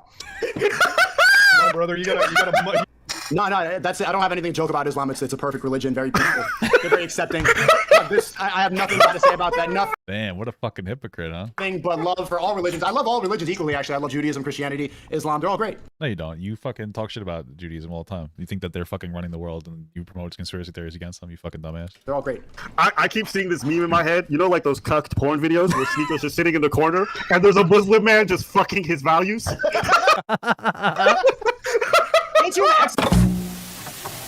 After nearly a decade of dedicating my life's work to YouTube.com, they terminated all of my channels. For those of you that don't know, before I started live streaming 3 months ago, I amassed 1 million subscribers on my main channel called Sneako, doing artistic, creative, funny videos with the motto of seeking truth through funny. And I'm gonna be real here, and I say this every single time, bro, is that I asked this question truly and genuinely, is that was Sneako ever that profound, or was he just cosplaying a profound person on the internet? There was this content creator, Lieutenant Corbus, young kid, who would like this young girl, and she would say some like conservative shit, and people were like, wow, she's so young and mature and profound. And the theory there is that she was just kind of echoing other creators that she liked because she was saying similar messages to like iDubbbz at the time. And it's like, I wonder if his content was just like he heard somebody he respected and he's like, I want to promote this message. Because at the time, what was he really making? He was making a lot of live. He wasn't really doing live streaming. I think when he was really young, he might have live streamed here and there. But like in his height, like he was making on the street videos. He's making on the street videos. And listen, I'm not going to pretend because I haven't watched like any of it. I haven't really watched any of his on the street videos. So I'm not asserting that this is true. But to be honest with you, on the street videos they are very easy to promote a message, because let's say like if you can go out into the world and you can have an idea of what you want to portray, and you do 3, 4, 5 hours, and then you get a 10-minute video out of 5 hours of content.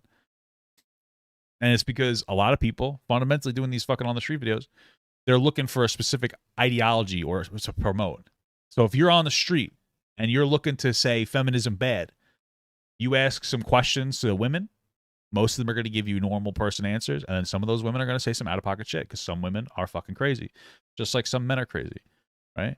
And then you put that shit up, right? Same thing when people go to like LGBTQ pride parades, right? And they go and they can do the same thing. They'll interview for hours, but then they're just going to show you the fucking asshole who wears a dog costume at the parade, which is fucking insane. You know what I'm saying?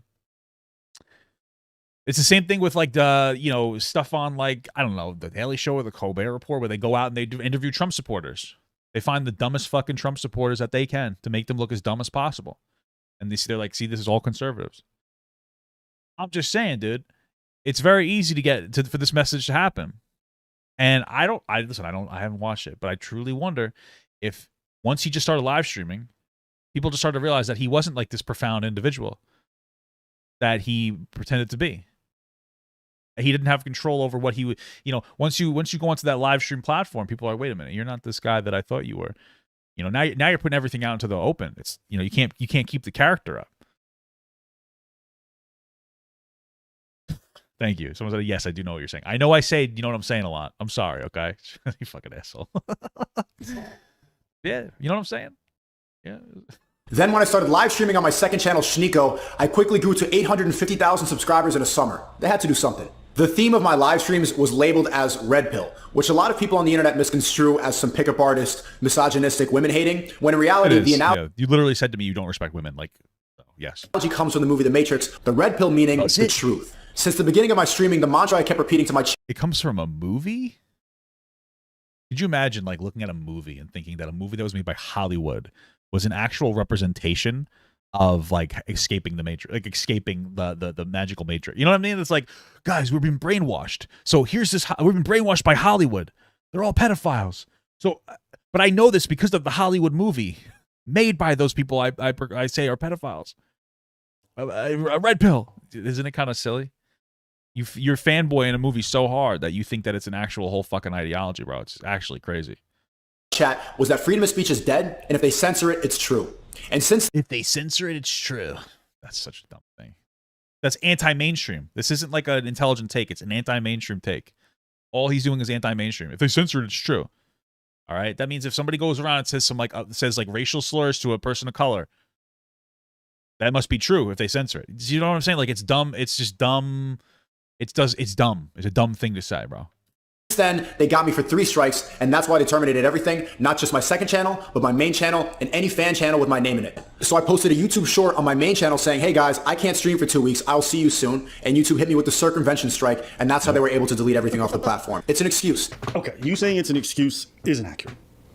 The rules in place because they don't want you continually posting to your audience, okay? You're already on thin ice. They give you 3rd strike, okay? You're already on thin ice. You post again, doesn't matter what it is that you post. If they told you can't post, but you post elsewhere, they go come for that is. They're already watching you. The feds. This is why you got to do something. You want to go on Instagram, you want to go on Twitter, whatever you got left, you post it there. Okay, there's a difference between 2 things. There's what's right and what's smart. Is this right? You can make the case for either or, but I would probably on the fact that I don't like people being deplatformed, whether I like it or hate them. Same thing I said for Fresh and Fit, I would say for this, I don't think they should be deplatformed. However, if you're asking me what's smart, this is so incredibly stupid.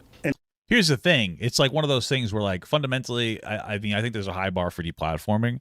But when you look at YouTube's like rules for some of the stuff where like he was harassing another creator, like sexually harassing another creator, I could see why they do it. You know what I mean? Like zero tolerance policy on that shit. Okay. And a lot of the things that you did were incredibly fucking stupid. I'm telling people, be smart. If that's that's not being, that's you understanding you have an opportunity to help folks, influence folks, do whatever you want if you are just diplomatic. But folks don't want to do diplomacy. They want their way or the highway. Well, guess what? You work for a company. You don't want to negotiate. You don't want to be diplomatic. Well, they're going to tell you to take a hike because they don't need you. Do you guys understand that? Like, when you're on these platforms, The reason why you want to be on YouTube is because there's advertisers. Well, YouTube understanding there's advertisers sets policies in place so that they can protect their investment, which is the advertiser giving them money. It's true, man. That's what happened with the whole adpocalypse. This shit was going too crazy, so now they're tighter on the leash on that shit. It makes sense. And honestly, my experience on YouTube versus TikTok, they are much looser, and you could talk a lot more on YouTube about shit than you ever could on TikTok. So, you know, to be honest with you, so far my overall experience with YouTube's been pretty solid.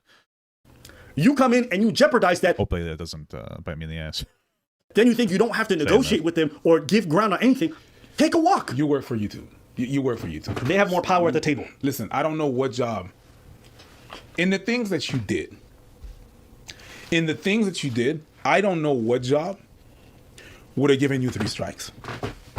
If you go on a normal job, a normal 9 to 5, and you simulate that you're fucking one of your coworkers, yeah, you're done. I don't know how they're going to give you 3 strikes because that company is now liable. YouTube, you're either done or they're going to try to suppress it, you know. But if that woman goes forward, you're fucked, you know, and rightfully so, honestly. Who gave you the courtesy of giving you 3 strikes? There's no consistency with the rules. They attack people who are going against their agenda. All the YouTubers that are celebrating me being banned right now have proved my point. Bro, there's so many conservative content creators, you just can't say that because his argument would be like, YouTube's a liberal place, and it probably is. Like, tends to be more left leaning for sure. But you got a lot of conservative content creators talking their shit that are more popular. They don't care. This is the problem. Is you gotta be real here. YouTube doesn't give a fuck about you. They give a fuck about money. Okay, if they could, YouTube would monetize people screaming fucking slurs. They don't care. That's why you saw like a fucking, I think it was a Burger King commercial on a video like Alabama N-word video, which I think is what started the that's my understanding of like what started the whole adpocalypse, because they didn't give a fuck. They didn't give a fuck about that shit. They were making money. They want money from advertisers. So now they have to police because our advertisers like, I don't want my name on that fucking bullshit. I don't want Burger King ads on this fucking shit. So now they got to police. They don't give a fuck. They don't want to ban you. They don't care. It's a company. They just want money. They only banned you because you were hurting their ability to make money. Because you were saying outlandish shit and like fucking sexually harassing content creators. Point as well. They are so brainwashed and programmed that they can't comprehend the fact that celebrating the banning of another YouTuber is sick. Well, I mean, I tried to warn him. I tried to warn him. And yeah, YouTube, I mean, look, it's YouTube's website. They can do whatever the fuck they want. If he broke TOS, then that's an L for him. But I warned him. I told him, like, he was moving mad. He was moving mad. That's not celebrating. That's not celebrating. That's not celebrating. He's not, yay! He's not like that. That has, the tone is not, yo, he said, you were moving mad. I trying to warn him. If he broke the rule, he broke the rule. That's not celebration, bro. Bro, how many people told you were moving mad? Everybody was telling you you're moving mad, you're going to get banned. You didn't listen to anybody. You let your nuts hang, you did what you wanted to do, and then you got it. He's like, well, listen, that's you. We warned you. And you were moving mad. I would stop you call that celebration? This is the hard-headedness and like the kind of like dumb speak that you do sometimes. I can't. You know what made me laugh too? What? I was telling him. Moving mad. I'm gonna have to apologize like Valkyrae if I started saying moving mad, bro. You know, during our discussion, I was telling him like, yo, listen, after some time, you know, fucking every woman on the planet, it just gets boring. Like, you ain't trying to get new yourself. I remember that shit. He's like, nah, it's just you getting old or whatever. I said, okay, whatever. You don't want to listen, don't listen. You like fucking, Sneako? We all do, yeah. You like fucking you, pussy? Yeah. Believe it or not, that shit gets old. No. 100%. Nah. It does. 100%. And I could point to you hundreds of players who are online right now who have videos of them telling you, new pussy gets old. In fact, how about I tell you this one? And this is something even Andrew Tate says. This is something even Andrew Tate says. All right? Sex becomes overrated after time. No, it's overrated now. Yeah, he says new pussy. He's like, why do you want to keep fucking? I don't know. I mean, I get what you're saying. Like, you know, other things prioritize. What happens as you get older, but like, I don't know if sex is, I don't know. I don't have that personal experience right now. I'm just saying. Why do you think that is? Because you get used to it. It becomes like when you eat the same food over and over again, it becomes boring. That's why you get new. That's why you get new pussy, so that you spice it up. Or keep upgrading. But guess what? After you had enough new pussy, there is no more new pussy. There's always new no. pussy. There is technically more new pussy, but like the feeling of like, oh, the game like gets boring. You know what I mean? Think that. After you've had a few dimes, you realize dimes ain't nothing. After you've had some baddies, you realize baddies ain't nothing. So what do you why do you think so many of these dudes, as they get older in life, they stop talking about this shit nearly as much? Because they get older and they're less testosterone. Because it's boring, bro. Because you got kids. You got a wife. You got kids. You got fucking events, bro. dude, when you get older, I'm gonna tell you right now, there's times where I'd rather, listen. There's times where I'd rather play fucking video games than have sex, because I'm just like, eh. Like I love having sex with my wife, but it's just like, okay. I mean, sometimes that could be an event. When you get older, I'm gonna tell you one of the things. When you get older, sometimes you have to make a choice between having a food and eating. I mean, sorry, having food and fucking, having sex. I know it sounds crazy, but if you have a big meal, you're not having sex that night. Your body ain't, you're just like, whoa, it just happens, bro. You know what I mean? It's not even that. But even if it was that, even if you get lower testosterone, who cares? That chemical process, even if that was it, who gives a shit? Oh, you have lower testosterone. Okay, even if that's true, who cares? Your body has like chemical reactions and changes, and that has an impact on the way that you interact with the world. So even if that's true, who cares? Like, you're still agreeing. Like, the funny thing is that he's disagreeing with him, even though what he's saying actually is an agreement. Well, yeah, it just happened because you lower testosterone. Bro, you're going to have lower testosterone when you get older. You know that, right? So you realize, like, bruv, the payout ain't worth the work in. Because you get tired. You get older, you don't have as much energy. You get, Dude goes to Bucharest, sits in front of Andrew Tate. What do you think Andrew Tate tells him? I don't give a shit. You can give me the baddest bitch on the planet, the most beautiful girl on the planet. I don't care. I don't even know who she is, but she's out there somewhere, and she could DM me on Instagram, and I could look at her and go, wow, you're absolutely beautiful. But if she tries to meet me in a scenario that I think it's a setup, or if she says something I really don't like, sorry, goodbye. Right. Fuck you. What is this pussy? It's sex. Who cares? It's a black hole. Hedonism is a black hole. And you can go down it forever, but you'll never be satisfied or satiated when you just go down the black hole of hedonism. I think hedonism is just like constantly fucking, right? Hedonism. There has to be a point where you wake up and realize, no matter how much pussy I fuck, this hole is going to stay as large and black as it is now. And that's just the way the game is. And you get to a point where you finally just say, I know I can fuck girls. I've fucked enough of them. And this is just not that fun anymore. Would you play a video game that never ended? Would you you want to complete the levels? I've been playing World of Warcraft for like 14 years, right, since the release. So. Is it when 2003? What are we in? Damn, 19 years. Damn. I take breaks, but I always go back. Same, bro. And complete the game. If the game just goes forever, after 20 minutes, you're like, this is bullshit. It's just a game. That's the game of life. I just think it's corny. I'll tell you, man. It's just like love is more stimulating than sex, especially once you get out of your system. Once you get it out of your system, and you're like, okay, I've conquered enough shit. There's nothing that really that replaces a genuine connection. That's why I say, like, my dating advice to you guys, obviously, is to get some confidence in, shower and all that shit. But start going out on dates, even if they're bad dates. Even if you don't find the girl super attractive, go take her out to eat. Go spend $20-$30 on a date. Get practice to just talking to her. Maybe you'll like her. Maybe, you know what I mean? Maybe you'll be cool. Maybe, some of you guys that are like virgins have too high standards, and that's why you can't get girls. But like girls might be interested in you that are at your level attractiveness wise, but you don't give them a chance because like you have high expectations because all you're doing is jerking off to fucking porn with like perfect bodies. Girls who get like surgery even on their fucking pussies so that their pussies don't look like roast beef. I'm not even kidding. Like that, like different pussies exist. You know what I mean? And like you have such high expectations of like this perfect girl when you're not perfect, bro. Where you're like, maybe your dick's a little misshapen. Maybe, you have uneven fat deposits. Maybe your voice is a little weird. Maybe you have a little awkward. You know what I mean? And you have such high expectations, and that's part of the thing that's keeping you out of the dating game. I'm just being for real. And you can go on a date with a girl who maybe you wouldn't normally go on there because your expectations are high and you're nervous and you've never fucked before. And then you might be like, well, damn, I like this girl a lot. And I realize that I can tell her about some of the shit that fucks me up. You can confide in her some of the issues that you have. And she can confide into you. And all of a sudden, these insecurities you have as a person, she doesn't think that you need to be insecure, but she respects it and she makes you feel better about it. And she gasses you up. And then you do the same thing to her. And you guys fall in love. You know what I'm saying? Like, that's the thing. I feel like part of this incel shit is that some guys have too high expectations. I'm not saying girls don't either. I understand that's complicated, but you can only control yourself. You can't control the environment. You know what I'm saying? And so, do your shit. Develop that connection. And you know what? The first girl you're going to go out with, you might feel like you developed the connection and you're going to date her and you're going to think this is supposed to be it. And it's going to end in a year. And you need to do that. You need to fail. You need to go out there. You need to fail in that relationship. You need to be upset. You need to learn how to be upset. You need to learn how to get over being upset. And you need to learn to not let that ruin women for you the rest of the time. And you need to learn what happened wrong.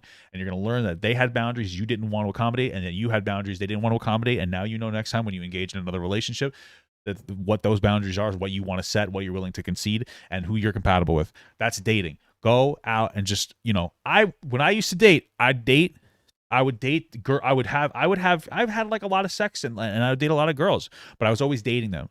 You know, I would date them for a period of time. Every girl that I ever slept with, even when I was like rotating multiple girls, it was always just like, I was like, I could date this person, seriously. I always had it in my mind. And then I would sleep with them, of course. But I was never just like, I think that hooking up is like stupid. I was like a serial dater, I guess you'd say. I usually did them for like 2 or 3 months because I felt like you didn't know somebody until 3 months. And that's when I'd be like, okay, I'll be in a relationship with this person. That's the way that you should be dating. You know, that's my advice.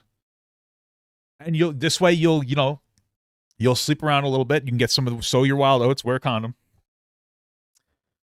You'll learn about people. You'll learn about yourself, and you'll be happy, man. That you're gonna act like, oh, nobody knows what they talk about. I'm gonna do whatever I want. Then Tate repeats the same thing. All of a sudden, you want to listen. Why is that? It's like, okay, well, guess what? You don't want to take the advice. That's cool. Don't take it. But don't be surprised when you lose a lot of them sympathy points when everybody warned you were going too fast, and then you went head first into a wall. That's all I'm saying. Why do you think someone would do that? What do you mean? Switch like that because it's the same information. Because Sneako isn't a critical thinker. That's what it is, bro. I'm just saying. I know a lot of people have a lot of respect for him, think he's a smart guy, but he doesn't listen. You can't be smart if you don't listen. The smartest people in the world listen when they hear stuff, and you don't even have to change your mind immediately. But if you only listen to one person, when somebody gives you some information, sit down and critically think about it. Think about the information that you're receiving. You might not like the person. Still think about the information you receive. You don't have to change your mind immediately. But he doesn't respect people. He doesn't critically think. But like if the person that he's been designing his entire philosophy off of has a difference in opinion, he eats that opinion up. And I know I'm not like that. I know a lot of you guys aren't like that because there are a lot of you guys that like me a lot, and I respect that. And you disagree with me, which I respect that as well. And I will tell you right now that if I had to point myself to like any content creator that like I would like to be like, it's Jon Stewart. And there's times that I disagree with Jon Stewart. And I know I'm not a super political guy, but like I respect the honesty, I respect the humor, I respect the compassion, the genuinity, the fucking realness from this guy, even when I think that he fucks up. And like I know I'm not like that, but like this is a guy I respect the fuck out of Jon Stewart, right? Andrew Tate is Sneako's Jon Stewart. But he'll just eat it up. Whatever this guy says, boom, boom, boom, eat. That's all it is. You know? You got to think about this shit. So. Maybe he respects Tate. He looks up to Tate, whatever it might be. I don't know. But I think if you can only take advice based off of who says it, then you're probably not most apt when it comes to learning. I can hear good things come out of people I even disagree with. Yeah, absolutely. I can learn from people I disagree. I can be like, you know what you're saying there is true. That makes sense. Or maybe that's something I got to think about, right? That's why people call us, we're sitting on the fence and shit. Like, it's not a sport where everything your team does, you're with that shit. True. You choose a camp and you rock. I wear those colors. I bleed that. And every decision that team makes, you're like, yeah, even if that doesn't make no sense. You know what I mean? So, yeah, maybe people think, oh, yeah, you're just sitting on the fence, but that's not really what it is.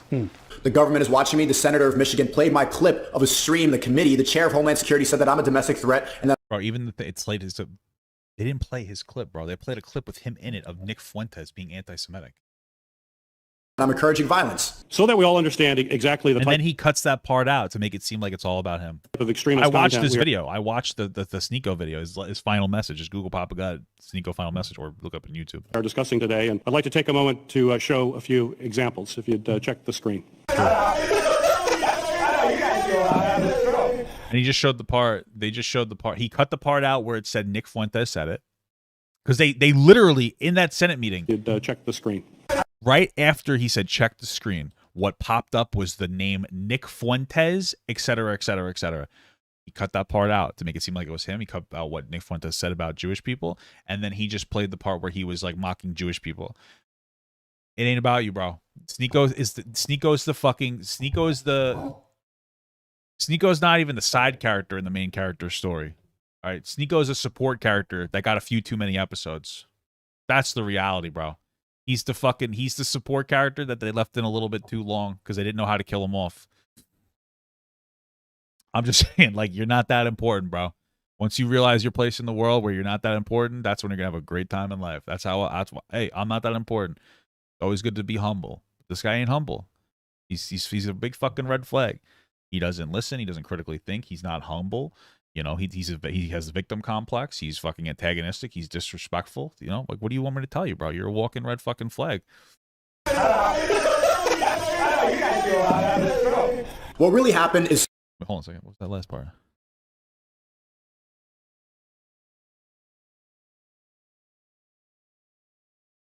Yeah, see, I was trying to see that part of the Nick Fuentes, but they cut it out. What really happened is Susan got a phone call from somebody on... Bro, you're just a World of Warcraft escort quest. That's all you are, bro. Island saying, you need to get rid of this guy. He's growing too fast and he's exposing the truth. You need to get rid of him before he keeps waking people up. Ooh, the feds are going to get you. Ab was that video. Okay. You know, and Sneako brought this up to me. You know, he's like, bro, are you afraid? I'm like, no. Why aren't you afraid? Because I know this isn't a big deal. I watched the whole thing. So I watched the Gold Senate thing where I showed up on the clip, right? I was on Sneako's podcast. What ended up happening, okay? And this is the wild shit where he's moving mad, okay? Is I'm having a conversation with Sneako and Jadion. We just chopping it up, talking about stuff. It's a good conversation. Right. All of a sudden, Sneako brings on Nick Fuentes, white supremacist weirdo, okay? True. And this man starts going off about race realism, Jewish people, doing a lot of crazy talk. Outlandish. That clip gets brought up before the Senate. The Senate starts posting like 5, 6, 7 videos of people saying extremist stuff. And that was like the 3rd video out of the 7. And the reason why they brought up that clip wasn't because I was on screen, wasn't because Jadion was on screen, or because Sneako was on screen. It's because Nick Fuentes, who's banned from everything, whose bank account's been closed, and who's like the leader of a weird party, was on screen. So why would I be worried? Nothing's happened to me. Nothing was going to happen to Sneako, but he got his own problems there. The real issue was that you were bringing on wild people, and those people were being targeted. So, and then you attached yourself to those people, and you're like, "See, I'm a victim now." I wonder if Sneako just attached himself to Nick Fuentes to give him an excuse to fail, because he's like, "Yeah, see, the reason this is happening is because I'm friends with Nick Fuentes." You know what I mean? Instead of being like, man, nobody gave a fuck about that clip about you. They're talking about Nick Fuentes' name came up first on that Senate clip, bro. That's the truth. Now, am I nervous? No, not really. I don't care. And nothing's really happened. And most of the other people who were on that panel, nothing happened to them. But he wants to build this narrative that the government and everybody was coming for him, and Susan and Epstein Island, all stuff. It's not that deep. The truth is, you got banned because you were acting wild on the platform, saying dumb shit and simulating yourself fucking another YouTuber, and that ended up being the fun. And I think some people were pissed off about the Brandon Buckingham shit, where like you leverage this fake sexual assault threat, saying he literally threatened to rape my girlfriend. I talk about that too. You look up Brandon Buckingham. If you don't know the situation, I'm not qualifying everything here, but like, fuck, I want to say they had a Brandon was in his DMs being like, "Yo, bro, we should do like a fight," and he was like, I love you, you're a content creator, you're great, blah blah blah. Something along those lines. Sneako said, "Yo, stop riding my dick." Brandon took that disrespectfully. He went on, put up a Twitter thing talking about how he's calling Sneako out for the fight now, and that Sneako says he loves beef, somebody's gonna give it to him, and then when he's in New York, he's gonna gangbang, or no, he's gonna run a train on his girl like she wants him to. That was what he said. Sneako's initial reaction was like, "Yo, that's really he's just trying to disrespect me the way he feels disrespected by me." Then he switched that when he started talking to other content creators, trying to get them to break off their ties with Brandon Buckingham. Saying like he says the words, he literally threatened to rape my girlfriend. This guy's a fucking scumbag. He does the same shit that he would say that another girl should go to jail for that shit. But he does the same fucking shit. I've seen him say it. He's a false, like that's a false accusation, bro. You're not even living by your own truth. You're not real. You're not a real person. That's it. And no cross. That's the truth. But if you want to make it a bigger conspiracy thing because it makes you feel more important, do whatever you want. I'm just not buying it. But what they don't realize is that I don't need YouTube.com to go connect with people. YouTube is just a platform that I use. What I really need is my voice and a camera. So why don't you want us to cover it then? Well, the fact that he's saying that he doesn't yeah, true. Doesn't really care, doesn't really need that. But I'm like, why don't you talk about me being that platform? I'm like, bro, you care. Yeah, we're saying the same thing. 2 YouTubers that I looked up to when I was a kid, H3H3, Ethan Klein, and KSI, are both making fun of me when I got banned, even though they're YouTubers. These are 2 YouTubers that before I even started YouTube, I looked up to as an example. And I saw them both sell their soul in real time. After they got canceled, and after the same people that are coming after me came after them, they sold out. They gave up their principles and they apologized. They changed their agenda and they say whatever the fuck is on Twitter trending. Deep down, they both know that they sold out because I know. I've been watching. Yeah, you just say the opposite what's on Twitter. That's the problem, bro. You're a fucking contrarian, dog. Them for as long as they've been making videos. So when someone like me comes around, they attack me instead of the bigger system that's controlling us all. I'm not a bad person. I'm just trying to wake you up. And they're jealous of the fact that they should have done what I did. He probably isn't a bad person. He's just not a very smart person. No fucking offense. Well, I guess full offense, bro. But you're not waking anybody up to shit. You're mostly fucking pandering to like a bunch of young people that think you're an edgy.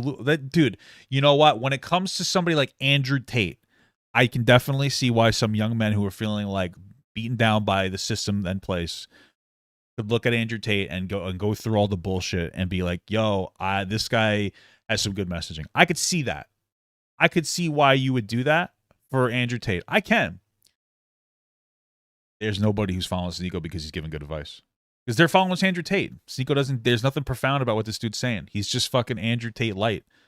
You know, like he's got nothing. He's just antagonistic. When you look at Andrew Tate, he says some provocative shit, and part of that was during his Big Brother days, and it was intentional. I know because I know Big Brother. I used to watch that shit. He was trying to put on this whole persona, so he would say some provocative ass shit, and he wanted some attention. So some of the things he said were provocative. But like, if you read some of the things he was saying, I was like, I understand where you're coming from, even if I disagree. Sneako doesn't do that. He's just looking at Andrew Tate surface level and going, I want to do that. So that's the reason. So Andrew Tate was a little too extra because like he was, you know, it was a sprinkle on top of his content that he makes kind of shit, you know. Sneako saw the sprinkle on top part, the antagonism, the animosity, and he's like, that's what I want to do. And he just copied that surface level. There's no depth to his content. And that's it.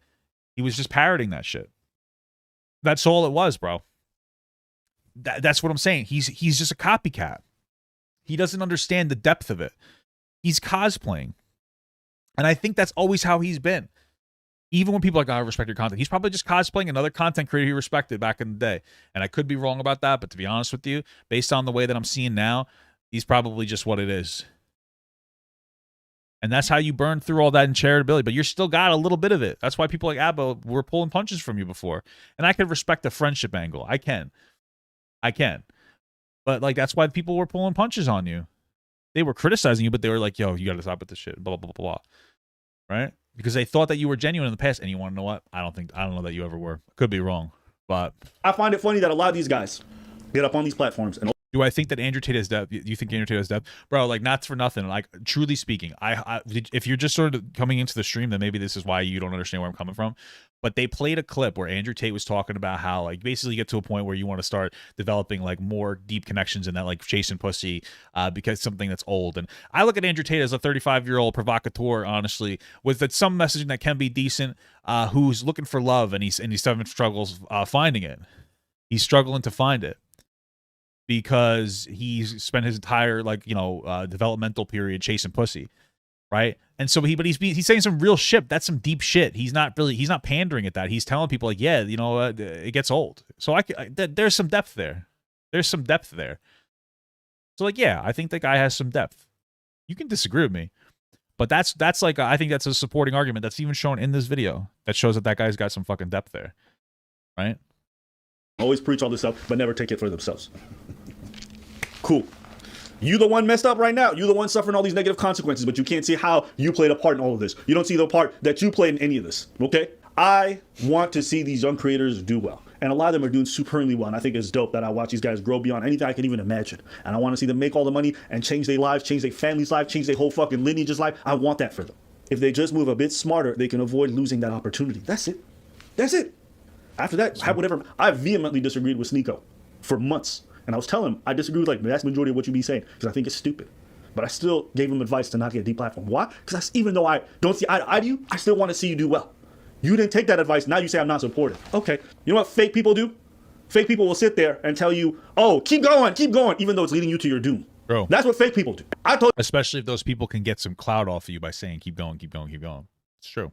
You shit you didn't want to hear and that shit upset you. Okay. Well then stay. Maybe you're going to learn this lesson one day. Maybe you'll never realize that you're too hard-headed and stupid to realize. I don't care. Now it's your problem. Because I can't do much more, and I'm not going to force my advice on nobody. Do what you want to do.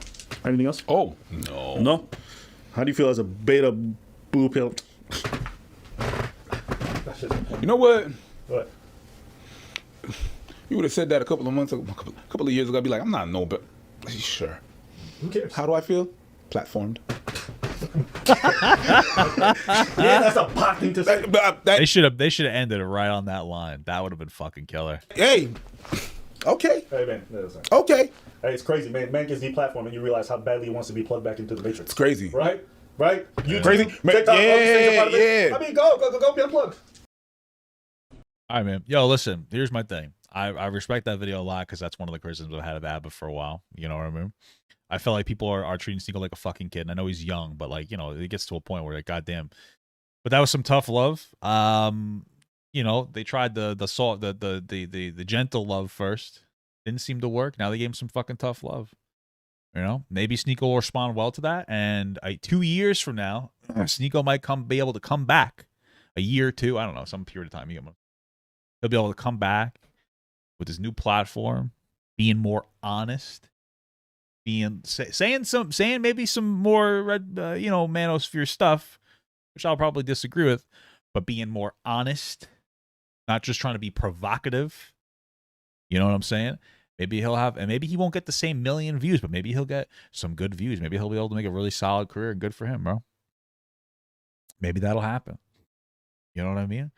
But that fucking honesty shit, let me tell you, when I tell you the internet wants dishonesty, bro, people, I don't know what it is, but people love to see you fucking go crazy and be a caricature. Like the internet loves somebody who fucking flanderizes themselves. You know what I mean? Where you just become a caricature of who you are. It's your own goddamn fans.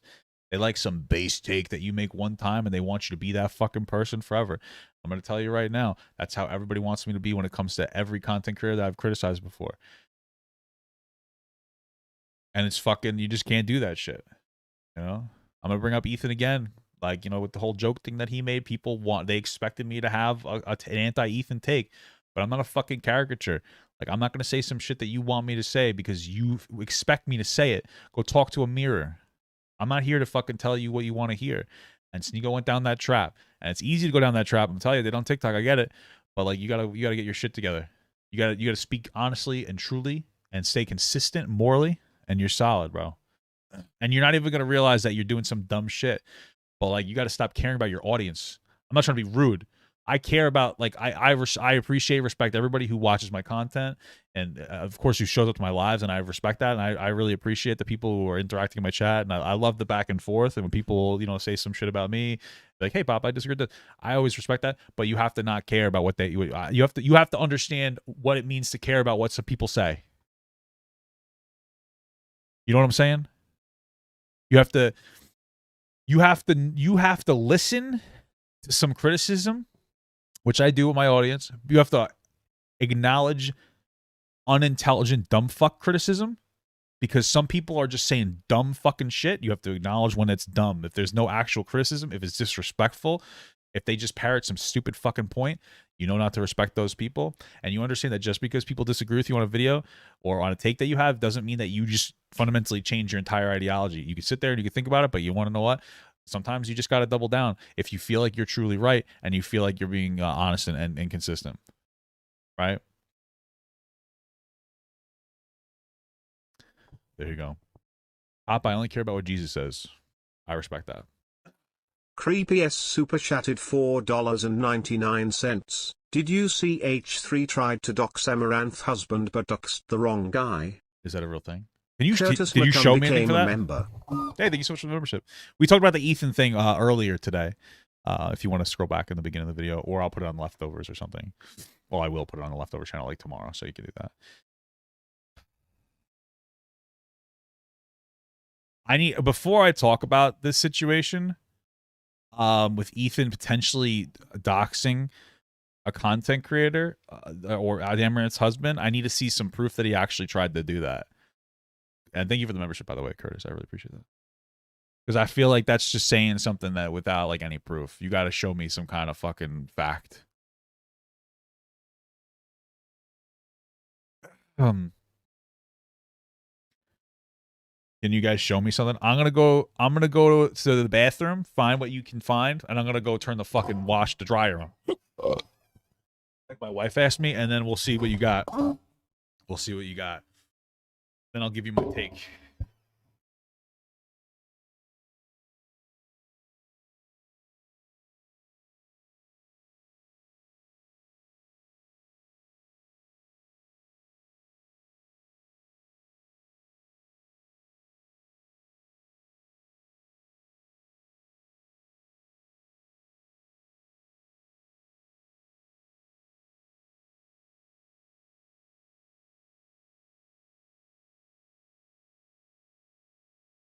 Sockhole Pro became a member.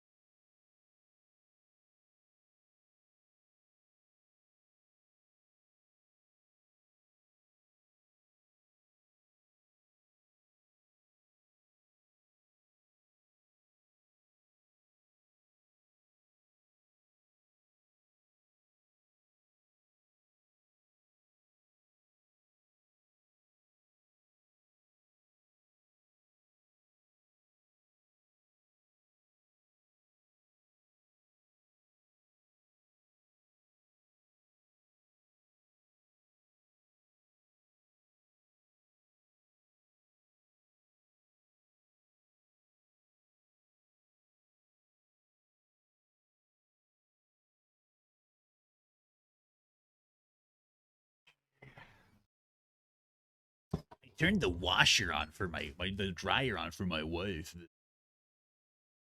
All right. This might be a long stream day. Might do a long stream day here today. Only because I don't know if I'm going to stream tomorrow. I'm going to be taking a drive tomorrow. Oh my goodness, Hasanabi reacts to Ethan Band on YouTube. Sorry. All right, you're saying it's the newest video, so you're telling me that it's this one here, Dan Quit the Show, which I think is clickbait. Oh shit, you guys subscribed to me when I wasn't even here. Sockhole Pro became a member. Thank you so much for the membership. I already got you, Curtis, right? All right, what'd you say? It's at 153 of H3's most recent. So it's this. You're saying it's at 153 of this podcast here. Asks. What is this? Shitty, because I All right. Is this the right one? You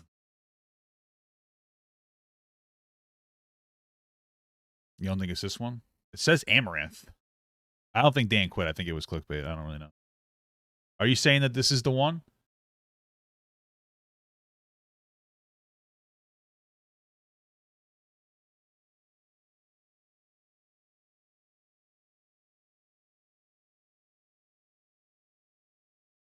Yeah, I should make sure I pause it. Yeah, you're right. This isn't it. At least the most recent video. Soul. Is it the leftovers one? Is it this video? You know, when you're reading Tom Sawyer. Which one is it? I think it was taken down. What do you got nothing for me, dude? Which one is it? The wax figures one? Is this the one you're talking about? 153 here? You gotta. I'm gonna take. There's gonna be a group slam. Yeah, unleashed on the world. Drug run. Hi, I'm P&P David here. I specialize in getting guilty as hell drug addicts.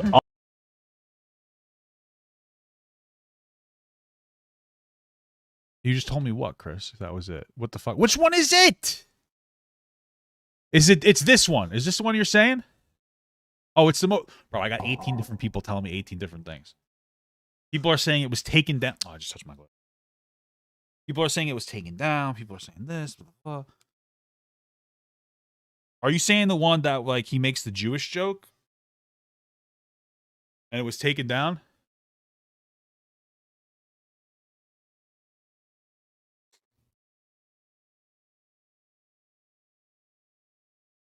This was from yesterday. Yeah, this is the stream of that, so it's not taken down. All right.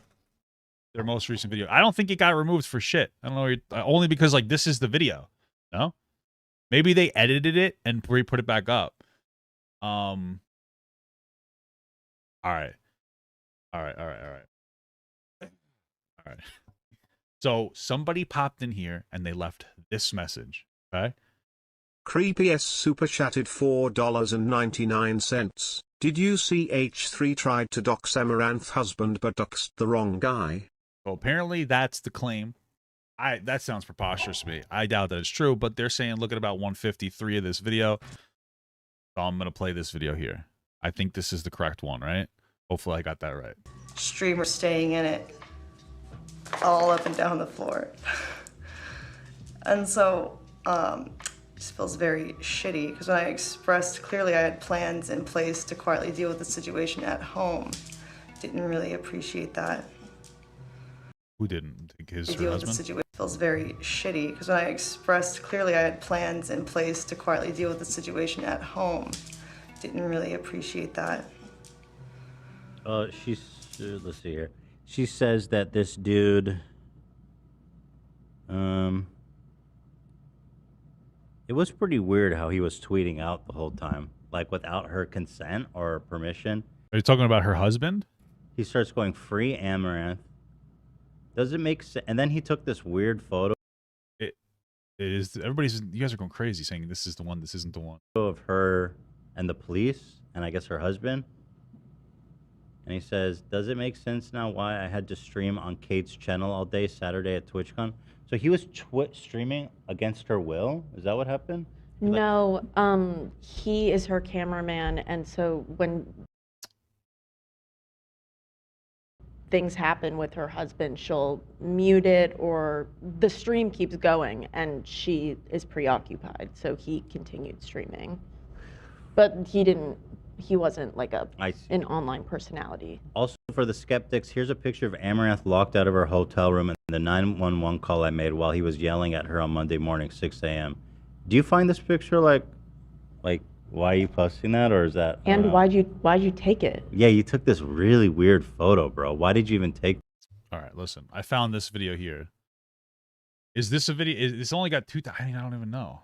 It looks like a couple people are talking about this. H3 Doxes the wrong guy. God, I'd like to.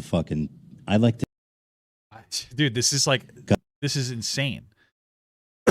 It's like this stuff's all over the place. God, I'd like to know who this guy is, man. I know who he is. Does he have an online persona?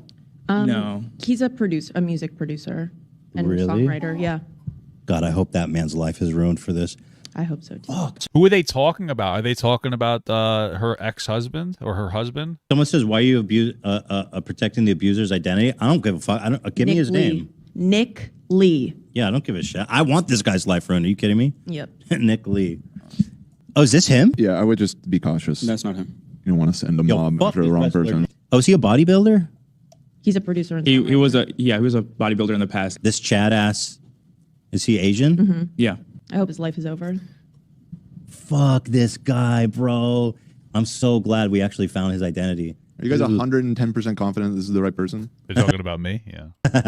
I've heard that he. Well, Ian's not. I don't know about Ian's the not showing brother. this, and I think that's I the wouldn't right show it. call. I wouldn't If show we're it. not 100% It sounds like they're talking about the husband. sure that this is the right. I heard he's an Asian bodybuilder. He definitely We're still doxing the wrong guy. He definitely does music and socials. Okay, so it looks like they're does music, and his socials have been found in that regard. Well, I hold don't know. on. You guys send me. Okay, you haven't shown anything in. He has not switched Okay, to that. you guys find out who the real guy is, and I'll show him. God damn. I think we're jumping the gun. I mean, it's What? How are we jumping the gun? You said we have his identity. Olivia It's said also- we know who he is. It's also his name on the marriage certificate. It's a very common name, Nick Lee. that That it's is not. not a unique name whatsoever. So I just want to be very sure that we're not sending a mob of people after the wrong Nick Lee. You know what I mean? Well, okay. So next time, you guys, if you say we know who he is, make sure that. Yeah, no, that was jumping the gun a little bit. Apologies. Thank you, Ian, for not showing.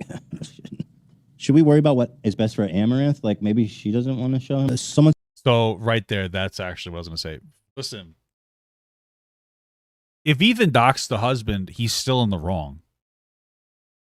You can cry about that all you want, bro. This is what I'm talking about. This is why I said that. Like, it would have been ideal if Amouranth shouldn't have made this public. Now, listen, I understand why. Like, I can understand why she might have done it. The fact that she did make it public is her prerogative. I'm not criticizing her for this in this way. It's like, oh, you did such a bad thing, but bro. There are some of the negative aspects, and maybe she had to, but this is part of the negative aspects of this, and this is super irresponsible of Ethan, and Ethan deserved more criticism than her. She's having a problem with her ex or husband, okay? If she wants to release his information, that's her prerogative, right? What he did to her was horrible. He was being abusive, and he was being a real piece of shit, okay? But this is her relationship, and like, we have to give her the ability to handle it, and she is handling it. I don't know the specifics, but this is what I'm saying. Like, some of the big issues, people are weighing in, they're speculating back and forth, which is just generally going to happen. You have people in the comments or while she was live streaming saying shit like, oh, I want to basically hitting on her or telling her that they don't care about her and to just like move on and do whatever they want. And honestly, it puts it into a situation where, when I was saying this before, is if she wanted to stay with this guy, it hurts her ability to do that because people are going to be like, see, you want the abuse. I'm just saying, like, people are going to speculate that. They'll be like, why would she want to stay? I don't know. What I do know is that people this is a real fucking relationship, bro. And so, like, whatever's going on in their relationship, you know, it's shitty, and we're obviously speculating this is public, but it's her prerogative. And like, if they decided to get together and say, listen, you're no longer my manager, she said this to him, and we have to go to therapy, and you have to do this, that, and she set this boundary, and she'd be like, I want to stay with you because I love you. That's her fucking prerogative. That's her decision. That's her decision. And you can be angry at that, but that's just life, man. I'm not at all saying what he did was okay. But like, even if they got the right guy, it doesn't make it anything. It doesn't make it positive. So like, this is going past the boundary. You know what I'm saying? It sounds like they didn't actually dox. I get what you're saying. They didn't actually show stuff. But, like, you shouldn't even try to dox the husband. That's not, like, the productive move. Let her handle it the way she wants to handle it. Yeah, it's none of our business to begin with. You know, this doesn't make it a positive thing, man. This doesn't make it, like, a positive thing, bro. I'm just telling you. You can be upset as you want, but this isn't the right move, bro. I get it. Ethan's trying to... I think he thinks he's doing the right thing here, but it's an inappropriate step. It's an inappropriate step. You know? Someone said Nick Lee has tweets confirming their marriage. Yeah, it's in 2020 when those certificates surfaced. Supposedly, he posted them. They are on a Twitter that belongs to Nick Lee, who claims to be her husband. It could be a troll. If it was that whole drama at the time, it was probably just somebody creating that account. If that's all that account tweets I'd love about. to know that guy's real identity. Why? What are you going to do? Kill him? Like, come on, bro. Holy fuck. Dude, can you...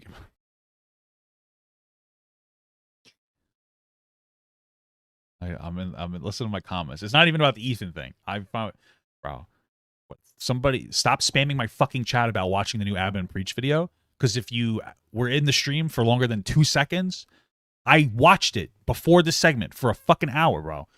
It's cool that you're not educated on everything that I'm doing at the moment all the time, but stop spamming my fucking chat. It's annoying, dude. It's annoying.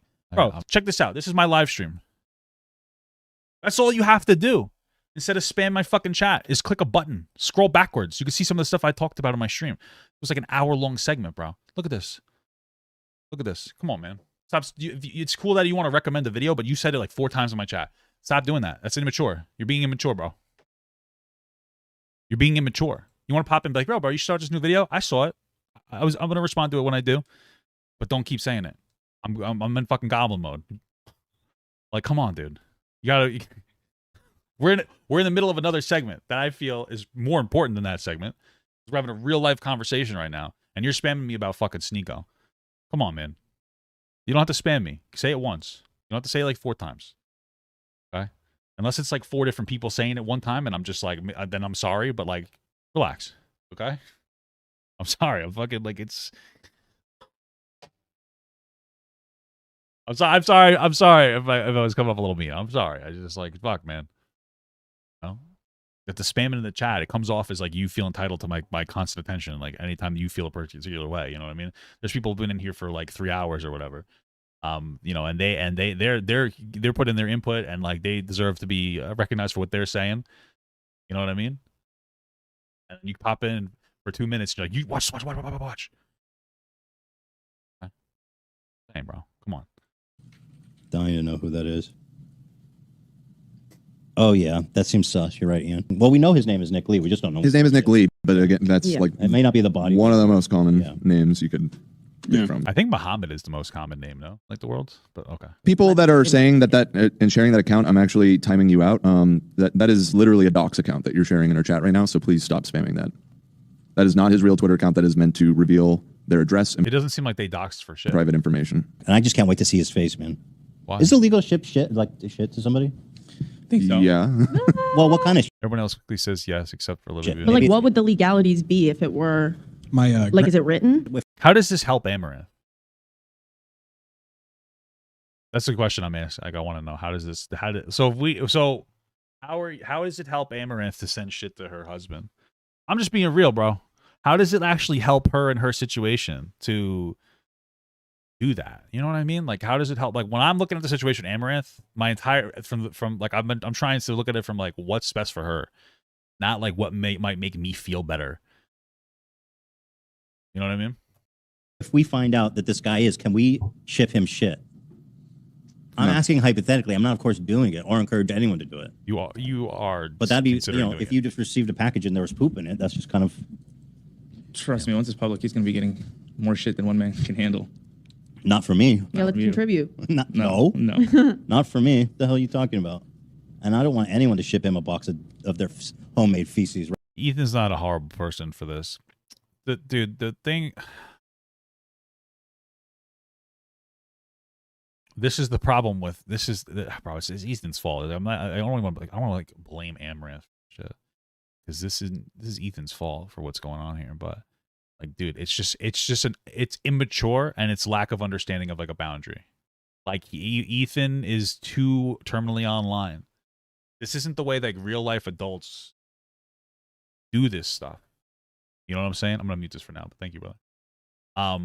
This isn't how you interact. You know what I mean? Like. What he's doing is shitty. But like, let's say this was a real world scenario, and like you're hearing it about like your friend is getting like, you know, this kind of shit's happened to them. I'm not gonna lie, like I'd feel like, dude, I want to beat the fuck out of this person. I'm not gonna lie. But at the end of the day, like, you know, there's some parts of it that you have to respect, and like, you know, he didn't physically hit her, so like that's when I would definitely fucking like start swinging. But you know, we're at this point where like this is like I remember her talking about how they went to therapy at one point and things got better, and then it seemed like COVID hit and they couldn't really go to therapy anymore, and then like the hot tub meta hit, which is during COVID, I think, and then, you know, then he became like a tyrant, and that's shitty, and he's a piece of fucking garbage. But you gotta bro, you gotta respect Amouranth in this situation, and that means just letting her do what she wants to do with what's going on. Right, Dan? Should stop talking about this. This is not a good track we're going down. Oh, Dan's pissed. Damn. Dan's making the People show. are saying here it's a little bit. illegal. Yeah, that's Yeah, it's obviously illegal. No, and don't do it. What am I doing? We've already almost doxed the wrong person and sent a hate mob. It seems like they didn't dox anybody. Why are people saying that they doxed them? That they showed Both of them. Oh, maybe she showed it in the chat. Okay, So- I don't know.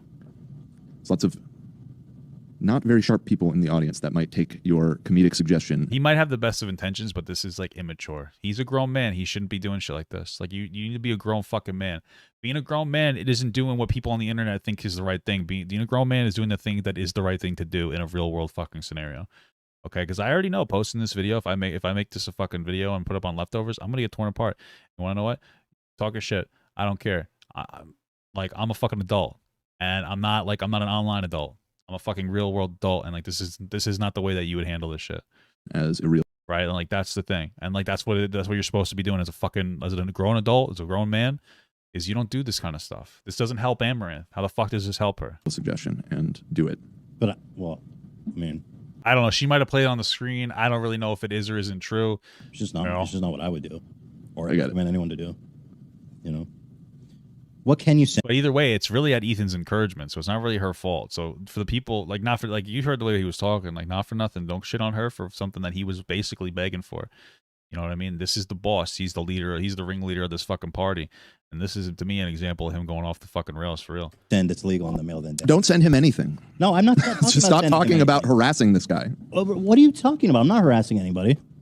I'm just hypothetically wondering. You know. Y'all ready for a week off?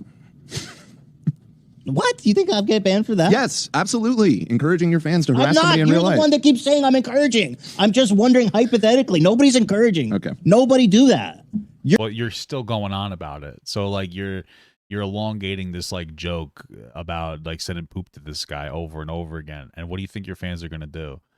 Your fans are gonna they're gonna be like, let's find this, let's find this, let's find this. And then you have it linked in your chat, which means some people might have seen it before it got taken out, and all of a sudden you got like, bro, you gotta move on from the topic.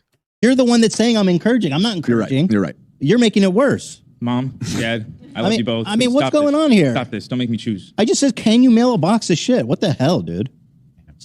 This is more evident. This is more than that last joke he made about Ben Shapiro. This is more telling about the maturity level of this grown fucking man than that other video where he makes that joke about Ben Shapiro.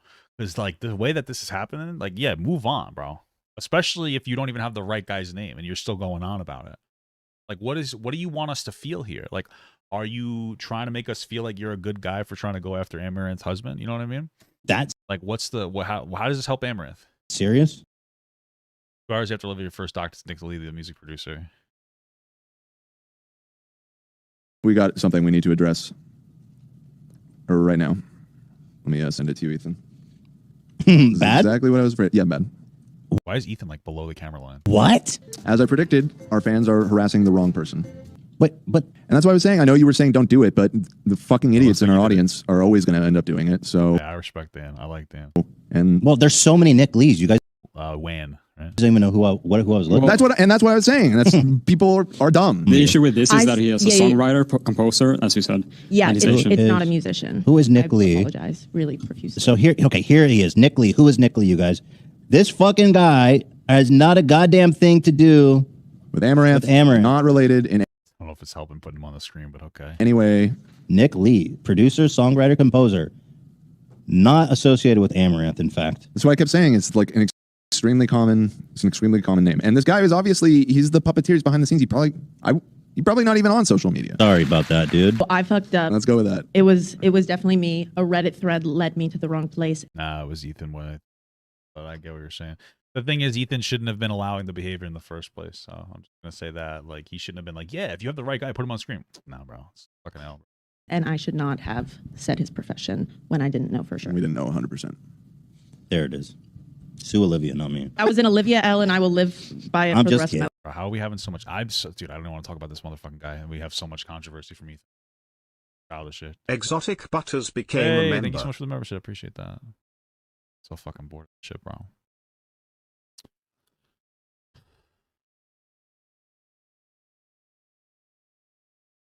And of course, I got this in the queue for eventually. Fuck. I feel like Dan has so much dirt on Ethan. Or he can never fire. Maybe. What's up, Vince? How you doing, brother? You've been chilling for a while, man. Or probably popping back in. I respect that. I respect that. A lot of stuff here that I don't necessarily want to do today. What a crazy stream. She trusted a Reddit source. That's your first fucking mistake, girl. What the fuck are you doing, bro? Yeah, you know, I was on Reddit and I found it ain't no Reddit's dog shit. What's up, Vince? How you doing, brother? Lie about everything. Crazy. No, today's not the day. That's a fucking. There's no way we're reacting to this today. This is 4-hour long video. You know, this is gonna be like a 6 or 7 hour reaction, right? Like, yeah. Even I'm gonna play it at 25% increased speed, and it's still gonna be like 5 hours at least, maybe 6.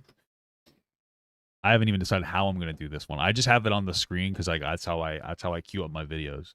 Like I'm just like the ones that I have on the screen. Like after them done with the stream, I like send them back to myself, and then like when a stream starts, I put them all back into the main. It's just like a weird process that I do it. So.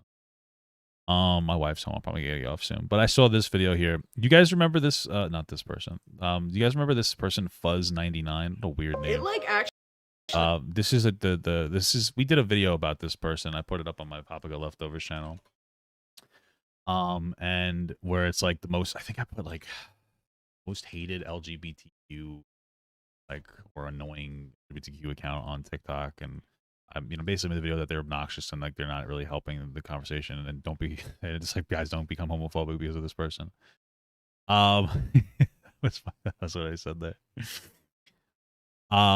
There's been some crazy narrative going on about this person that I have not been liking. Right here, this is it, the most obnoxious LGBTQ TikToker, you know. And I'm gonna show you what it is because I don't like this person. They're obnoxious. They're rage baiting. They want people to tune in because you don't like them. That's what they're doing. They're being provocative and they're being annoying. But here's the thing. Here's something that this person. I've seen this narrative going on. This is just one of the videos that I found about it. I've seen the video a couple times and I'm like, I don't know how I feel about this, but I'm gonna play it for you. Because not every gay person feels safe in public. What makes me feel unsafe is that this 26-year-old is very desperately trying to cater to young children. I've seen this takeable multiple times by different people, and this is how shit like this starts. The second somebody says some dumb shit like that, people are like, you know what? And they're saying that because of how obnoxious the person is, and it's like it's almost like they're basically saying that this person is Coco Melon, right? Because of the spooky haircut, spooky. That's what they're saying, like just the way that they're talking is like. Alright, have any of y'all ever felt or thought you looked exactly like an emoji before? Shut up. So you see the kind of cadence in their voice and like how they're talking and they're like overexpressing. It's like, oh, maybe it's kind of like how you would make a cartoon show for kids. Bro, what a reach. I just don't know what to tell you. Because now we're pushing the narrative that this is a groomer. That's what you're doing. You're trying to say that they're just trying to groom kids into their ideology. This is a very annoying LGBTQ person who is noticing that they're getting attention when they act fucking obnoxious and they want the attention. I highly doubt that it has anything to do with them trying to get other kids to get on board with their ideology. Ooh. Stop. You have to stop. This is what I'm talking about, bro. Every single time people don't like somebody, we jump to fucking like basically either pedophilia or rape or both, because grooming is basically both of those things. People are fucking obsessed with this shit. Okay, this is an annoying person. It's not that deep. When we don't have to go into it that deep. This is an annoying person that's in a relationship with another consenting adult. Like they're just talking about stuff. They feel they're educating people. They're annoying as fuck, but like they're not doing anything predatory like you're trying to say. And it's just so annoying and embarrassing that you people are trying to do this stuff. It's crazy. It's crazy. This person's getting a lot of views being annoying, and they're like, sure, I'll keep doing this. That's it.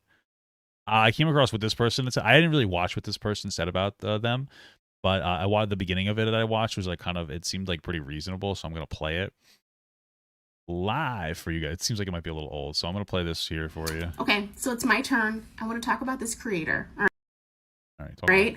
But I want to talk about them in an actual adult way.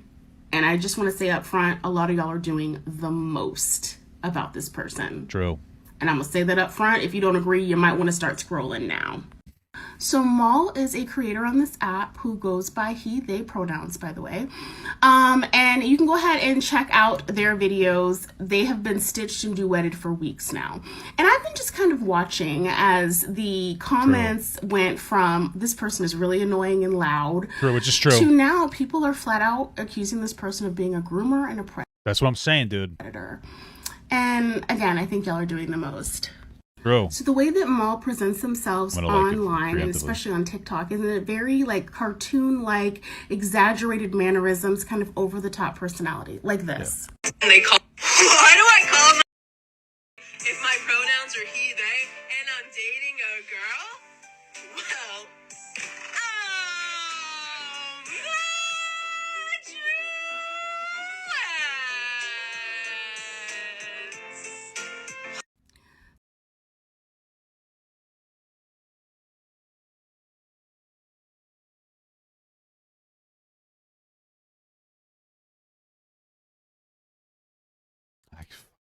Christ.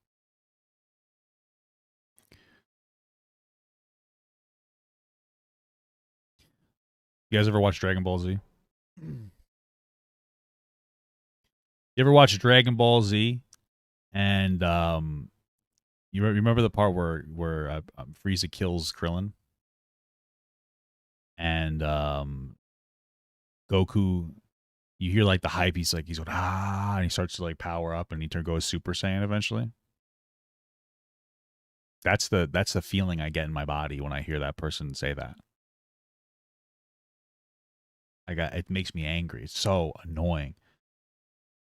It's just the most obnoxious thing in the world, bro. I mean, I can't handle how absolutely annoying and obnoxious that shit is, bro. It's just frustrating, bro. I hate it so much. I don't like that content creator. They're so obnoxious, and it's all like bullshit rage bait, and it makes me fucking annoyed. And that's how I feel, bro. I feel like I'm having my hype moment from it. I'm a Dragon Ball Z character right now. Anyway, let's get back to the video.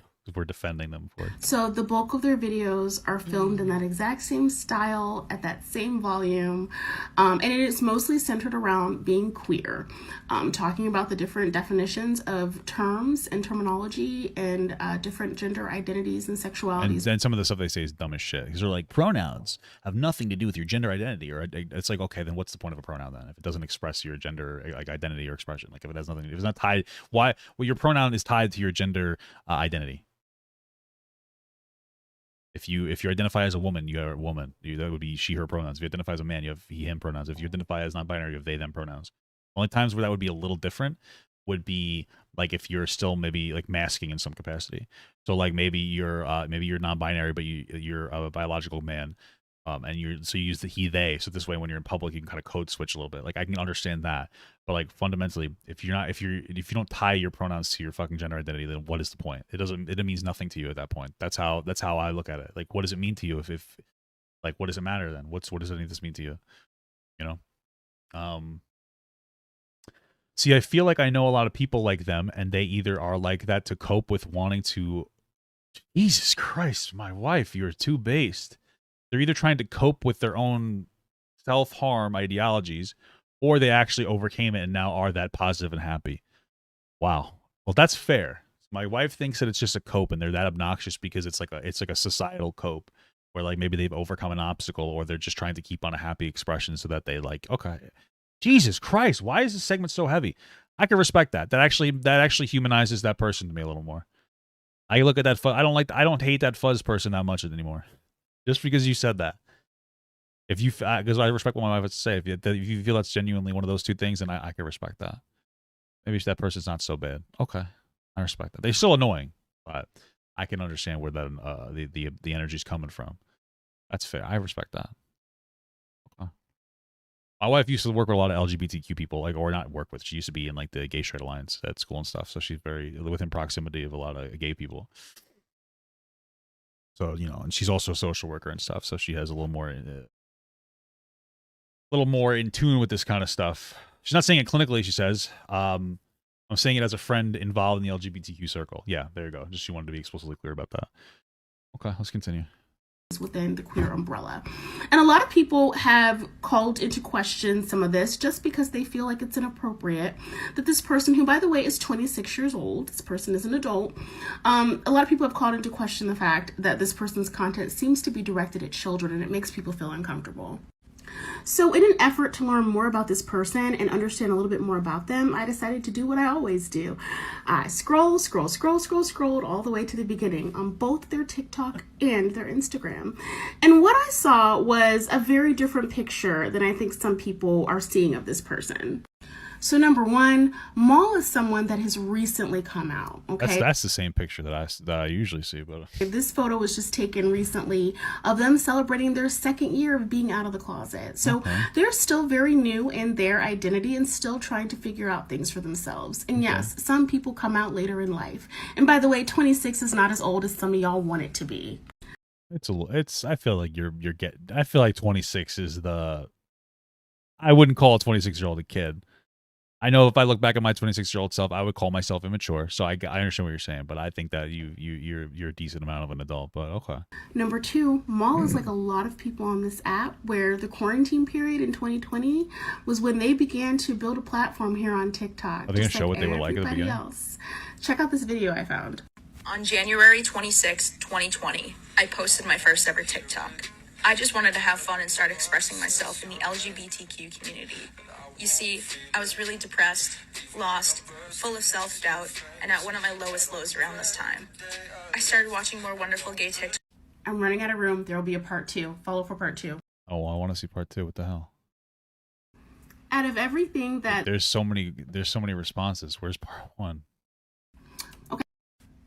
So I used Mr. Rogers and Steve from Blues. I don't know what this is about. Okay, fair enough. All right, I don't think we're getting a part 2 here. We're just getting answers to like a bunch of questions, which I don't really care about. All right, part 1 was good enough. That's all we're getting, guys. It was a solid video. I can respect what she has to say. Fucking bullet. Kate Bell became a member. So much for the membership. I appreciate that. I'll be your one-up girl. All right, maybe I'll do this one last segment for you guys because people have been begging for it for a while. It's Femboys and Masculinity, a discussion. It's only 5 minutes. You guys have been asking for a while. It's a short segment, so since it's a 5-minute video, it'll only take us 15 minutes to go through. All right, so let's do this, okay? Gentlemen and gentlewomen, let's act like mature adults here, yeah? Coffee, you're such a sussy baka. If you're a subscriber of this channel, or you're just a random, which you should be subscribed, then you're probably familiar with what a femboy is. If not, I won't go on a tangent explaining them, but It's not bad. Femboy's not bad. That's all I gotta say. will at least show you this video. I will recommend it. Yeah, click on that. Yeah, there's your recommendation. Alright, it's gone now. You took too long. If I click on it, it's just gonna pause the video. You wear this That, yeah. See? Okay. There's your recommendation. Alright, it's gone now. You took too long. There's been a rapid growth of them appearing over the past few years, even more so during this quarantine, I feel. Probably, yeah. Now, whether you're a guy that's attracted to these femboys, whether you like to admit it or not, or you're a guy that's just not big on the idea of femboys at all. Hey, that girl's fine as hell. Thank you. The question still lingers for both sides. Where did they come from? I mean, listen, I've looked at it on the internet before. I've looked at it on the hub before. I'm not gonna lie. For me, they just listen. I think more than anything else, I'm more into just femininity more than anything else. You know, like I could do a dude, but they got to be super feminine. I got high standards. They got to be like very feminine, bro. It's to a point where like unrealistic. So I could look at that kind of stuff, you know. Whatever, man. It's all good. I don't care. Now, although I may not know the first male to wear a skirt and thigh highs and start talking like a girl, I could entertain the thought of why they're more common nowadays. But first, I think we need to talk about cross-dressing in cartoons. Also, I mean, I don't know, bro. Probably because some guys want to do it and they get shamed out of doing it growing up. So that's really all it is. I mean, personally, I wouldn't want a son that dressed like this. I'm just being real with you. When they're a kid, like, I don't know why I dress that now. You know, that's bro. When you become an adult, you do what you want, but you ain't wearing a dress at like fucking 4 years old. Ain't like that shit, man. Also known as drag, as far back as the 1950s, there was often a peculiar phenomena of male characters depicted wearing women's clothing every now and again. Well, I think that comes from back in the day, women weren't allowed to be actors because they're worse actors than men. That's why they would call them actresses. They're like not very good, you know. So men would play women. Part of that's true. I think that they weren't allowed to play be actors or whatever, because they were women. So like some sexist stuff. So. This was usually used as a disguise or just a quick funny, until around the 90s, a little show called The Powerpuff Girls came about. You might be asking, what is the importance of the Powerpuff Girls in this video? Yeah. Well, in the context of this video, it had a character known as him, who was portrayed as a male in somewhat feminine clothing. That was a very feminine character. But what separated him from all the characters of the other cartoons is this wasn't for any gag, this was him. He simply was just a flamboyant male wearing women's clothing. Fast forward to the present year, and you start to realize that seeing male characters depicted as a bit more feminine... What is this, porn? Yeah, so it says women were first permitted to perform on the English stage in the early 1660s. So back in the day before that, they weren't able to perform. Isn't really much new anymore. And this is only talking about the American side of things. Don't even get me started on Japan. Bro, I can't deal with Japan. Bro, that shit's fucked up. Japan will make legitimately female characters, and then they'll just say that they're men. That's what they do. It's the reality, bro. That's the reality. They do that shit all the time. They trick me. Re-Zero or something like that. Re-something. I was like, dude, that's a girl. And it's like, no, it's a fucking blue-haired cat boy. All right, bro. I'm still gonna look it up. I'm still gonna rule 30 for it, but I don't like this shit. I don't like this stuff, bro. But now, what does this old gag for male cartoon characters have to do with males in the present dressing like women? Well, before I can really give a clear answer, let me take a moment to talk about male masculinity. Japan will also make fucking like legitimately 7-year-old girls. They'll be like, they're actually 1,000. That one you really need to stop with. You really gotta knock that shit off, bro. That's a fucking child. Crazy. Or more or less the idea. See, for the longest time, women were known as the stay-at-home moms, while males were known as the hard-working fathers, bringing food and money to the family. But in the midst of all that, males that were more feminine and, let's just cut to the chase, gay, they were outlawed. Besides the whole crime and legal aspect behind it, males were always trained to always be very, very masculine. Oh my. Wow. If males were seen wearing women's apparel and acting very feminine, they would be ridiculed. You know what's interesting is that I'm going to tie this into a little extra stuff. If they were doing that too, I believe that could be diagnosed as gender identity disorder. And I think that's important because back then the qualification to have gender identity disorder was so low that it's just like, oh, a guy that does feminine things, that's not considered normal in society back in that time. And that's why people are like, see, 90% of people that have gender dysphoria, they grow out of it. It's like, no. 90% of the people who were diagnosed with gender identity disorder were improperly diagnosed with an identity disorder when they just wanted to dress like a fucking girl or be a little more feminine. So this has actually led to another issue of males just not really able to be comfortable with themselves. This doesn't go for every male, but it's quite common to see a man that can't really tell another man, hey, I care about you, without the fear that it sounded just it's gay. Just the slightest bit gay. Or that a man needs to be strong and he can't cry in such sensitive moments. It's been an issue amongst us males for quite some time now. Listen, there are appropriate times for anybody to cry. I think that like women are a little more prone to crying. I think it's like a hormonal thing. Like, you know, when like somebody passed away and stuff, I'm totally down for it. But don't be crying like over spilt milk. You know what I mean? Like that's all I'm saying. Boys and girls. You know, it's crazy. But as times are changing and people are being more open with themselves, we're starting to see less of this now. Now we'll see that it's more common for males to feel very, very comfortable in each other's presence with not really any fears in mind or lingering thoughts. We have a lot of emotional-ass males these days, but you know what? At least they're expressing themselves. And finally, on the extreme side of it, we have femboys. Well, okay, let's be real quick. We've always had emotional men. Just for what type of emotion they're expressing is different, bro. Because some of these manosphere guys will be like, oh, men aren't emotional. Yeah, you are, motherfucker. Oh, men aren't emotional. Then, meanwhile, DJ Academics is screaming at the top of his lungs at a woman because that woman doesn't call them fat. Like, you know what I'm saying? After she disrespected her for like 20 minutes, she's like, yo, you're fat and with a small dick or something. And then he's like, what? And he starts like, oh, that's anger is an emotion. So men are expressing different emotions in different ways. Now, people will always like to twist this around and call this just simply a gay thing. And although if you are a guy that is into femboys, that is gay. No cap, that's gay as fuck, my guy. It is gay, but it's a little less gay. That doesn't mean that all femboys are gay, though. Once you really look at it, these males are just extremely comfortable with themselves and they don't really care what society has to say about them. Whether they dress like this one time a week or maybe every day, it doesn't really matter. That person has a mask on, saying they ain't insecure about shit, bro. Attention shouldn't be given to the clothes that some children in China probably made for no money, but rather the person behind the clothing. Because when it all comes down to it, whether you wear a skirt, pants, tank top, or a flannel, your clothes don't define you. You define you. You're like very clear here because I can get on the board with like the idea of somebody confidently wearing a rag and like that. I respect that.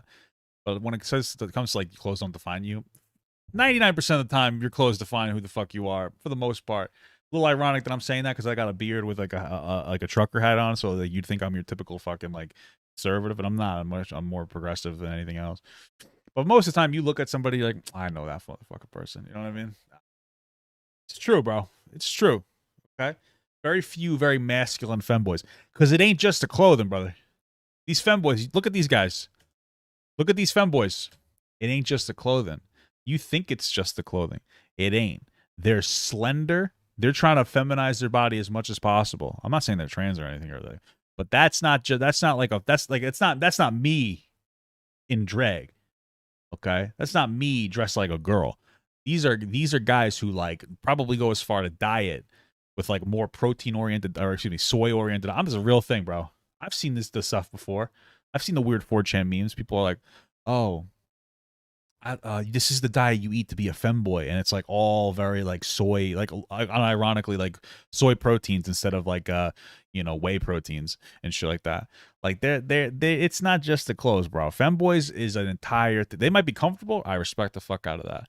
But it's not like a masculine thing. It's a very feminine thing on purpose, you know? The clothes that some children in China probably made for no money, but rather the person behind the clothing. Because when it all comes down to it, whether you wear a skirt, pants, tank top, or a flannel, your clothes don't define you. You define you. Clothing is just clothing. Yeah, you define you, and then you wear clothes that matches your definition of yourself. That's usually how it works. If somebody sees what someone's wearing and they start making assumptions, that's just their own problem.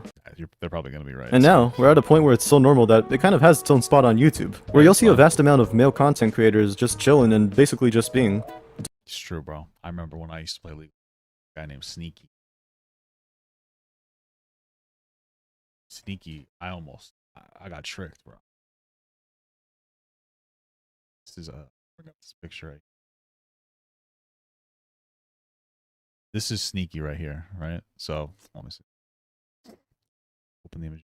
All right, so this is Sneaky right here. This is a League of Legends character person. He's a professional League player, okay? And right here and here, this is also Sneaky. Let me hide myself for a second. All right, this is them in cosplay, or then they like their femboy cosplay, bro. So like, I was like, damn, the Siver Pizza one, bro. This shit's misleading as hell. What are you doing, my guy? Why would you do this? Look at this. Are you kidding me? Fucking kidding me right now, dude? Oh. Right? It's so misleading, bro. What a sad time to be alive. Jesus Christ. What the fuck? Oh my god. Looks like Valkyrae.